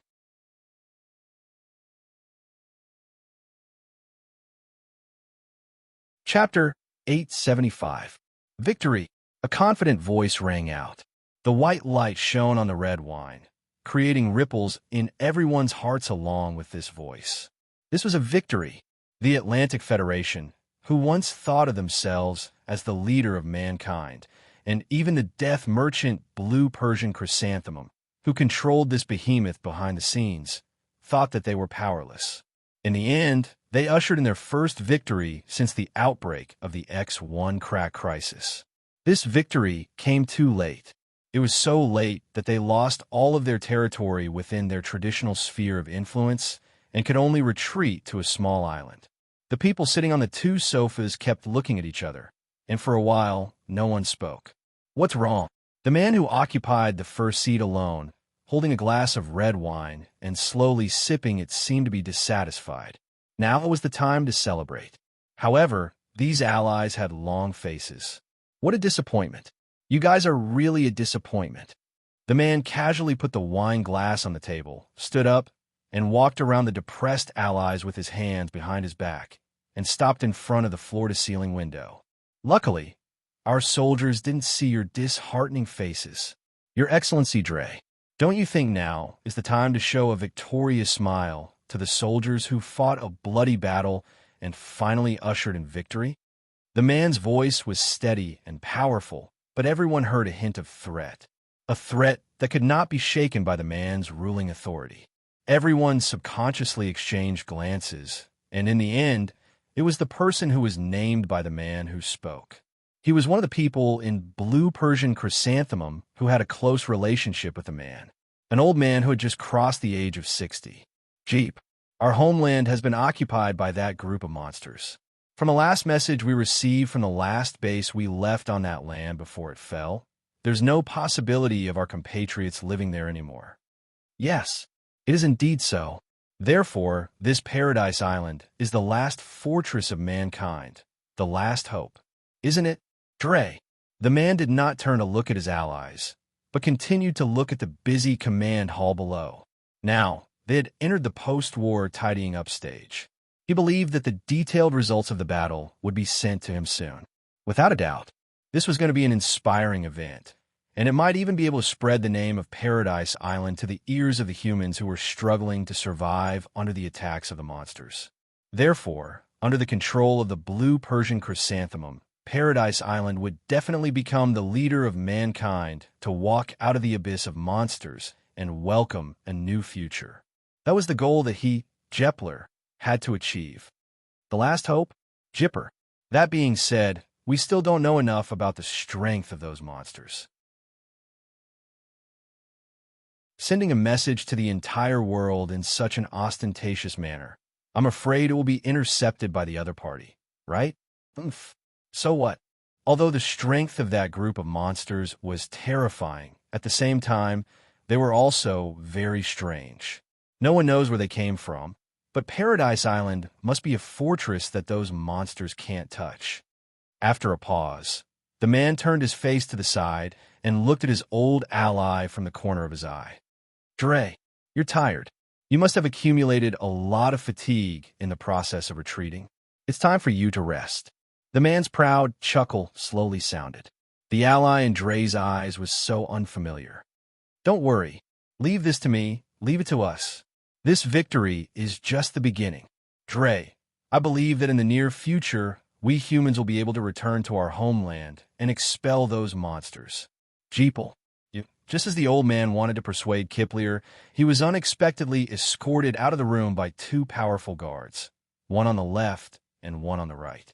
At the same time, a somewhat nervous correspondent brushed past them and jogged all the way to Jepler's side. What's wrong? That was the last thing Dre heard as he was escorted out of the room by the guards. A few minutes later, the correspondent left the room. However, compared to his previous nervousness, this correspondent's face was relaxed. Once again, standing in front of the floor-to-ceiling window and looking at the busy scene in the command hall below, Jepler slowly raised his gaze and looked at the top left image of the main screen. That was the image from a moon. At the same time, it was also the image from the 8th Fleet, the space fleet that was under the command of Earth's General Halbarton. This is just a small matter, compared to the matter of you sending your proud student, assistant, and even the main battleship, Archangel, to Paradise Island to support a mere biological CPU is nothing. While thinking, Jepler raised his hand and signaled to the attendant beside him. You come here, pass down the order that the biological CPU called Stella will be temporarily handed over to the captain of Archangel, Marcus Ramis. Yes. After giving out the order, Jepler turned around and looked at his allies. Come, my friends, now is the time to celebrate the victory, isn't it? At the same time, on one side of Paradise Island, inside the huge Naku, two groups of people were confronting each other. On one side was a person wearing a white coat with a spiral logo on the collar. On the other side was a group of people led by two women. In the group of people on both sides, there were a considerable number of soldiers equipped with firearms. And the reason for this scene was a blonde girl in the arms of a woman. You guys, it's time to stop. The battle is already over. Why do you still want to continue strengthening? The woman tightly hugged the blonde girl who had already fainted and looked coldly at the group of people who were determined to take the blonde girl away. Now, what Stella needs is rest, not strengthening. A fierce aura surged like a tsunami, and the group of people in white coats were shocked to the point that they did not dare to make a sound. After hesitating for a while, a slightly older middle-aged man who seemed to have some authority walked out from the crowd. You are the captain of Archangel, Lieutenant Colonel Marcus Ramis? Yes. The woman nodded, but her attitude did not soften at all. I'm very sorry. Even if it's you, the captain of Archangel, you can't interfere with our work. This is also the preparation for the next battle. Shung. No, Stella consumed too much energy in the fierce battle just now. I remember that you guys didn't directly call Stella by her name, but called her an biological CPU. Am I right? At this time, the black-haired woman standing beside Marcus suddenly interrupted the man's words. During this time, a fierce gaze was also directed at the man's eyes, almost seeing through him. A biological CPU. This was the name that these people in white coats gave to the group of people that Stella was in. Although this is a decision made for the continuation of mankind, your approach is too extreme. The black-haired woman stepped forward and stood in front of Marcus, scolding with a threatening aura. In this war, an experienced pilot can lay the foundation for victory and guide the war to the final victory. Instead of being called biological CPU here, being wantonly played by you like a white mouse. Do you want to delay the next battle? Sure. No. The man was forced to the limit by the black-haired woman step by step. So, anger appeared in his eyes, and he looked at the black-haired woman without fear, and even raised his hand to point at the blonde girl in Marcus's arms. Is this biological CPU worth all of you doing this? She's just a chess piece that can be discarded at any time. She's only useful before she's abandoned. Shut up, doctor. At this moment, A cold shout interrupted the man's anger. Both sides turned to look in the direction of the voice. I'm Major Zagus, Lieutenant Colonel Marcus Rames, Major Natale Bakililu. I've heard of your names for a long time. The person who came didn't pay attention to the group of people in white coats, but greeted Marcus first. Such a friendly attitude made Marcus, the black-haired woman, and Bakililu exchange glances. The two smart people already knew the intention of the person behind the scenes who secretly controlled this paradise island. So, Marcus handed the blonde girl in her arms to someone else to take care of and returned the greeting with Bakililu. I'm Marcus Rames. I'm Natale Bakililu. After a brief greeting, Zagus looked back at the group of people in white coats and then said, Commander, I heard that Stella and Lieutenant Colonel Marcus Rames are old friends, so now that Stella, a great hero, has returned victorious, it's good for the second lieutenant and lieutenant colonel to meet. Do you have any questions? After a moment of silence, the group of people in white coats left and no longer entangled with Marcus and the others on the issue of Stella's ownership. The captain of the Archangel. I hope Stella can come here as soon as possible. Even if she doesn't continue to strengthen, at least maintain her current physical condition. Hearing this, Margot glanced at the unconscious blonde girl and nodded silently. When Stella wakes up, I'll ask her for her opinion. The storm was resolved. However, in addition to Stella, there were more biological CPUs that were carried out of the batter body and sent to the depths of Paradise Island. Neither Marlowe nor Bujaluru could do anything to them. Being able to bring Stella out was the limit of their abilities. After all, the two, and even the biggest backer of the Archangel, was still far away on the moon. What's more, in addition to the biological CPUs, including Stella, there were also other biological CPUs that were forced to flee to Paradise Island under the rampage of monsters. They exchanged their lives for a chance for their family to survive on Paradise Island, and they volunteered to become another type of biological CPU.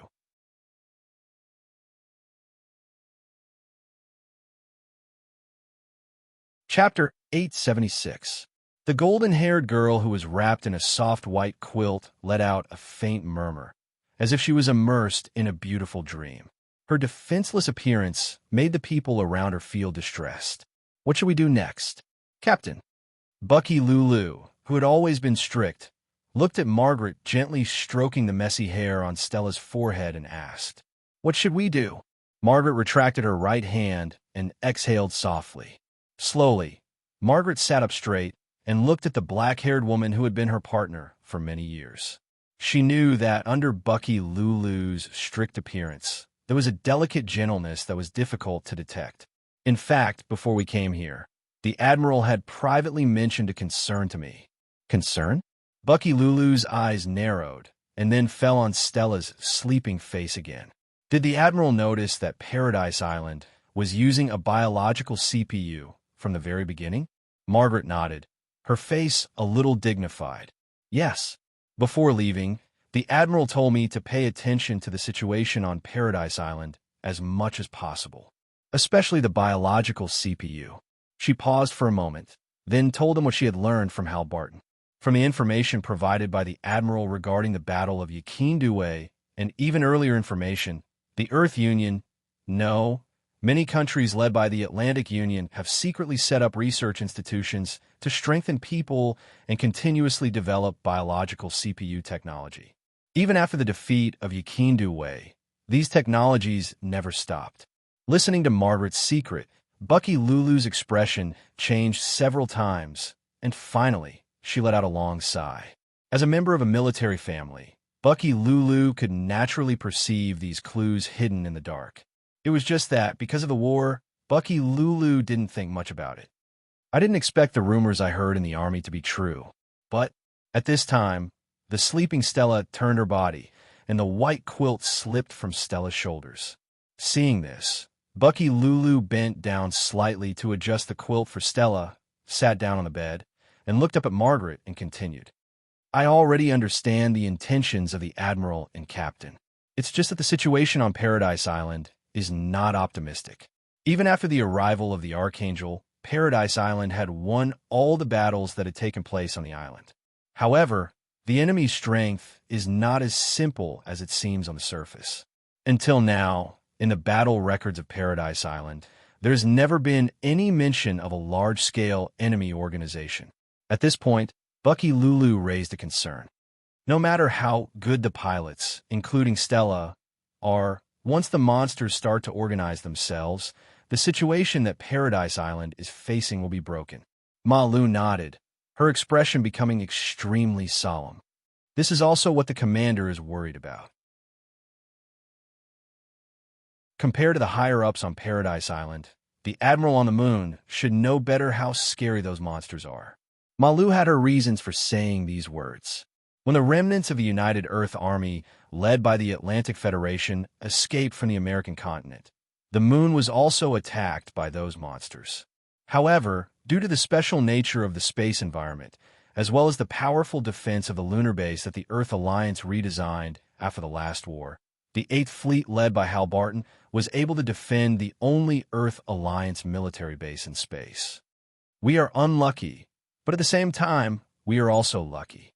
The number of those monsters is overwhelming and terrifying, but the attack strategy of these monsters is not organized. They only know how to attack like a swarm of bees.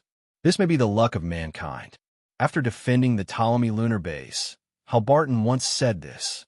From the moment the battle started, Hal Barton, who was standing at the forefront of the war, saw through the real situation of these monsters, but also saw the horror hidden behind these monsters.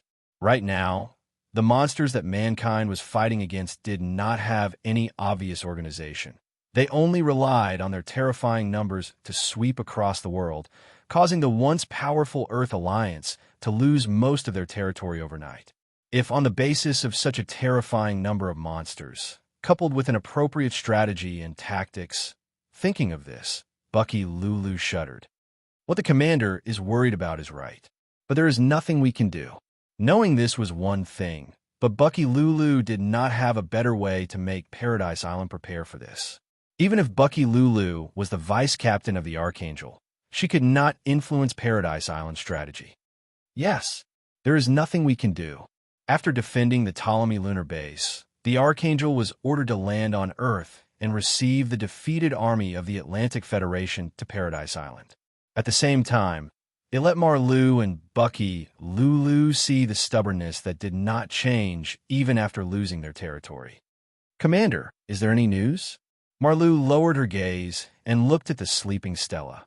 No, it has been 48 hours since the last communication, but we have not been able to contact the commander. Then, let us do what we have to do. This island is probably the last base of the Atlantic Federation on Earth. Will we be able to defend it? After a moment of silence, Marlu added, I have a feeling those monsters had never used their true strength, even if those monsters have occupied the territory of the Atlantic Federation. DDD. At this moment, a rapid ringtone interrupted their conversation. It's me. Bucky Lulu reached out and pressed the communication button on the wall beside her. Vice Captain, there is a situation. The Outer Guard fleet of Paradise Island found something abnormal. Now transfer the image to your side. The communication from the bridge made Marlu frown. No, this was not the message of the monsters invading again. But Marlu straightened her body and moved to Bucky Lulu's side, looking at the small communication screen with her. In an instant, their faces changed dramatically, and their pupils dilated subconsciously. Under the bright and beautiful sunlight, a huge blue wall was sweeping over from the horizon with an overwhelming momentum. The white line set off by the huge wall of Gouda that was thousands of meters tall moved at a speed visible to the naked eye, from invisible to vaguely visible to the naked eye, and then to clearly visible. It did not stop at all to submerge everything that blocked its path. Rumble, that was the terrifying power from nature. That was the terrifying power from nature. That was the supreme power from the ocean. That was the monstrous tsunami that swept everything. Alert! Alert! All personnel on the ground immediately returned to cover. Return to cover immediately. All personnel working on the ground, return to the nearest bunker immediately and prepare to resist the impact and flood. Alert! Alert! The ear-piercing alarm rang throughout the entire island, and it also stimulated the hearing of all personnel on the ground. The white line from the sky was incomparably spectacular, but under this spectacle, it was also incomparably fatal. Tsunami. Ray Minkai, who heard the news and rushed to the bridge of the son of Dan Nu, looked at the image captured by the high-altitude drone in surprise. Yes, half an hour ago, the high-altitude drone we sent out captured this image. A tsunami of unimaginable scale is happening, and it's coming toward Aubrey. Teresa reported the discovery half an hour ago with a grave expression. According to the data analysis provided by Hinana, this may be a secondary disaster of super disaster. We haven't found the source of the disaster yet, but the more important thing now is to evacuate all personnel on the ground immediately. Yes, I've already arranged it. On the screen was the image on Carrie's side. From the environment she was in, she should have already evacuated to the underground facility of Aubrey's Department of Defense. However, whether this underground facility, which was used to resist enemy invasion, could survive this terrifying tsunami was still unknown. Carrie, actually, you can board the son of Dan Nu Lux, who followed Ray Minkai into the bridge, said softly. No, this is good. Prime Minister Aubrey should stand on Aubrey's land and face the difficulties together with the soldiers and the citizens. Carrie smiled and declined Lux's invitation. In fact, after the evacuation alarm was issued, the son of Dan Nu and even the Aubrey soldiers and staff working near the Minerva were notified to enter the son of Dan Nu, as well as the Minerva, to take refuge. Therefore, even if Carrie boarded the son of Dan Nu to take refuge, it was understandable. Although it's a bit reckless, at least you've made the right decision. Prime Minister. A figure appeared beside Carrie. She was none other than Lund Mina Sahak, who had stayed in the underground facility with Carrie. Her eyes met Lei Mingkai's on the other side of the screen. Night. The workers on the ground have already evacuated. You can evacuate to higher altitudes to take refuge. Ray Minkai looked at the other side of the screen, where Captain Talia of the Minerva was. Captain Talia, when you're ready, take off immediately. Okay. The situation was urgent, and pleasantries would only delay them further. Therefore, the two captains gave the order in unison. Son of Dan Nu, take off. Full speed ascent. Minerva, take off. Full speed ascent. Asterisk rumble. Asterisk the white line was clearly visible. The shadow cast by the monstrous tsunami shrouded the Orbu Islands with a roar that resounded through the sky and covered most of the two battleships that were climbing to a higher altitude. At this moment, as the white line got closer and clearer, everyone could not help but break out in cold sweat. However, neither Teresa nor Talia said anything to urge the helmsman to increase the speed of the ship. The two captains knew very well and trusted the abilities of their subordinates. Close, close. The shadow cast by the monstrous tsunami came crashing down, completely drowning the Aubrey Islands.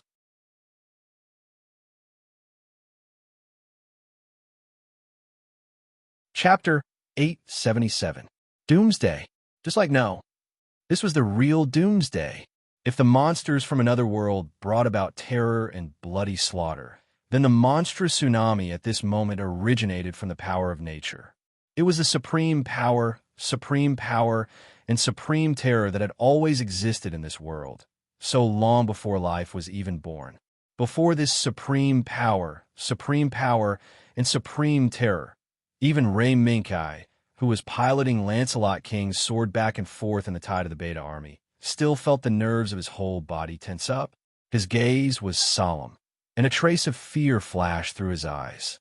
Even at this moment, he was already among the sons of Dan's slave that had leaped high into the sky, and he could still feel the terror brought about by this supreme power from nature. At this moment, no one made a sound. The only thing that remained were the pairs of eyes that were glued to the screen. It was the image captured by the high-precision camera that was looking down from the son of Dan's slave. The monstrous tsunami completely submerged the Ob archipelago in the wave that destroyed everything. In that instant, all the antenna arrays that allowed the Minerva, the son of Dan's slave, to contact Carrie were destroyed by the terrifying waves. All that was left was the wreckage that tumbled powerlessly in the waves until it was swept away to an unknown location. Looking at the white waves on the screen, the monstrous tsunamis that swept straight and resolutely into the distance, everyone was silent, their faces pale. On the bridge of the Minerva, Adam's eyes were wide open. His mouth was unconsciously opening and closing, and his throat was letting out muffled murmurs. As the backbone of the ship, Talia gripped the handle of the chair tightly with both hands and did not say a word for a long time. It had already exceeded the knowledge and adaptability that the captain of Zaf's newest warship should have. "Minerva, how's the situation on your side? Have you been affected?"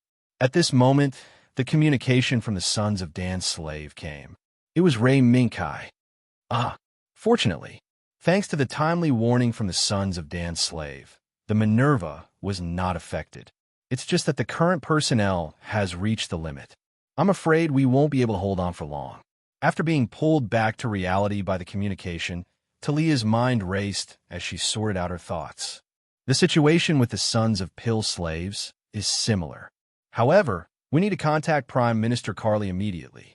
On the other side of the screen, Teresa continued Ray Minkai's words and added, "According to the results collected and calculated by the high-altitude drones and the supercomputing center of the Dan Slave's Sun, it will take at least 10 hours for the tsunami to subside. In other words, we have to watch this terrible scene and continue to be powerless." Looking at Talia's pale face, Ray Minkai shook his head and sighed. "I'm afraid that's the only way. To tell you the truth, the Children of Dan Slave is a warship that can fight underwater, but the terror hidden in the scene below has already exceeded the limits of what the Children of Dan Slave can bear. Captain Talia, in front of this horrifying scene, we are just powerless mortals." Teresa's words made Talia shake her head, but she could only accept the reality in front of her. It engulfed everything and erupted into waves of roaring tsunamis.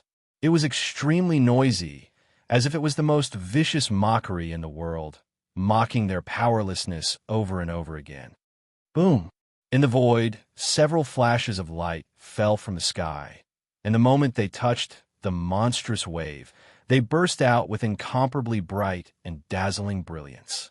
In the earth-shaking roar, the monstrous wave that could devour everything in the world was blasted into several holes in an instant. Boom! The dazzling brilliance took away the light between the sky and the earth, and it also became a hindrance for the monstrous wave to advance inland. In just 1 second, the insufferably arrogant advance was already delayed, and even the monstrous wave that stepped into thousands of miles of land was blasted away. Success! High in the sky, the huge fortress that occupied the sky was filled with cheers. The young empress, who was sitting on the throne, finally relaxed her tightly clenched fists a little. "Everyone listen to my order. Continue the interception operation according to the plan. Now is not the time to cheer." Looking at the fading brilliance and the monstrous wave that surged back toward the gap, the young empress knew that this interception operation was far from over. Yes, for the Empire, for Empress Euphemia. In the face of a sudden natural disaster, it was inevitable for mortals to feel fear and panic. But in the most powerful floating fortress of the Britannia Empire, which represented the most powerful conventional armed force of the Britannia Empire, the imperial soldiers who followed the young Empress Euphemia's order to carry out the interception operation quickly calmed down and began a rigorous and precise operation again. "Your Majesty, I didn't expect Freya to be used in this place." The tall woman standing beside the young empress sighed slightly. "Sister, in any case, since Freya is a weapon, it can be used. The reason why humans created weapons is to protect themselves." The young empress shook her head slightly, but her attitude was incomparably firm. "Now, in the face of this sudden natural disaster, I'm afraid Freya is the only means of defense the Empire can use. But As the two spoke, several brilliants shot out from the floating fortress and instantly sank into the monstrous wave below, once again dispersing the monstrous wave that had just gathered and was about to engulf everything. Rumble, the atmosphere roared. The air shook. The gusts of wind set off by it blew away the floating clouds around the floating fortress, but it was unable to shake the floating fortress of the Empire, known as the Sword of Damocles, in the slightest. But there's only one floating fortress, the Sword of Damocles Reese. Facing the Empire's incomparably long western coast, it has more than enough strength, but not enough strength. Euphemia clenched her fists slightly again and sighed silently. Your Majesty, there's no need to blame yourself. This is something we couldn't have predicted. Moreover, as soon as we discovered the disaster, Your Majesty had already ordered the first floating fleet that the Empire had just formed to set sail and head to the key areas of the Empire's western coast to defend. Cornelia, as one of the Empress's right-hand women, softly consoled the Empress in front of her. Sister, you're right. We've already done what we can do. Euphemia slowly got up and stared at the huge main screen, staring at the monstrous wave that was dispersing, gathering, dispersing, and gathering again under the bombardment of Freya. Sister, inform the Empire to prepare all rescue plans. After this disaster ends, immediately start the rescue. Yes, Your Majesty. Cornelia received the order and retreated, leaving the young Empress alone to stare at the monstrous wave. There shouldn't be any big problems on the Empire's side. But what about your side? Kay, although the son of Dan Slave is also equipped with a considerable number of Freya, in the face of such a terrifying, monstrous wave, those Freya probably won't be of much use.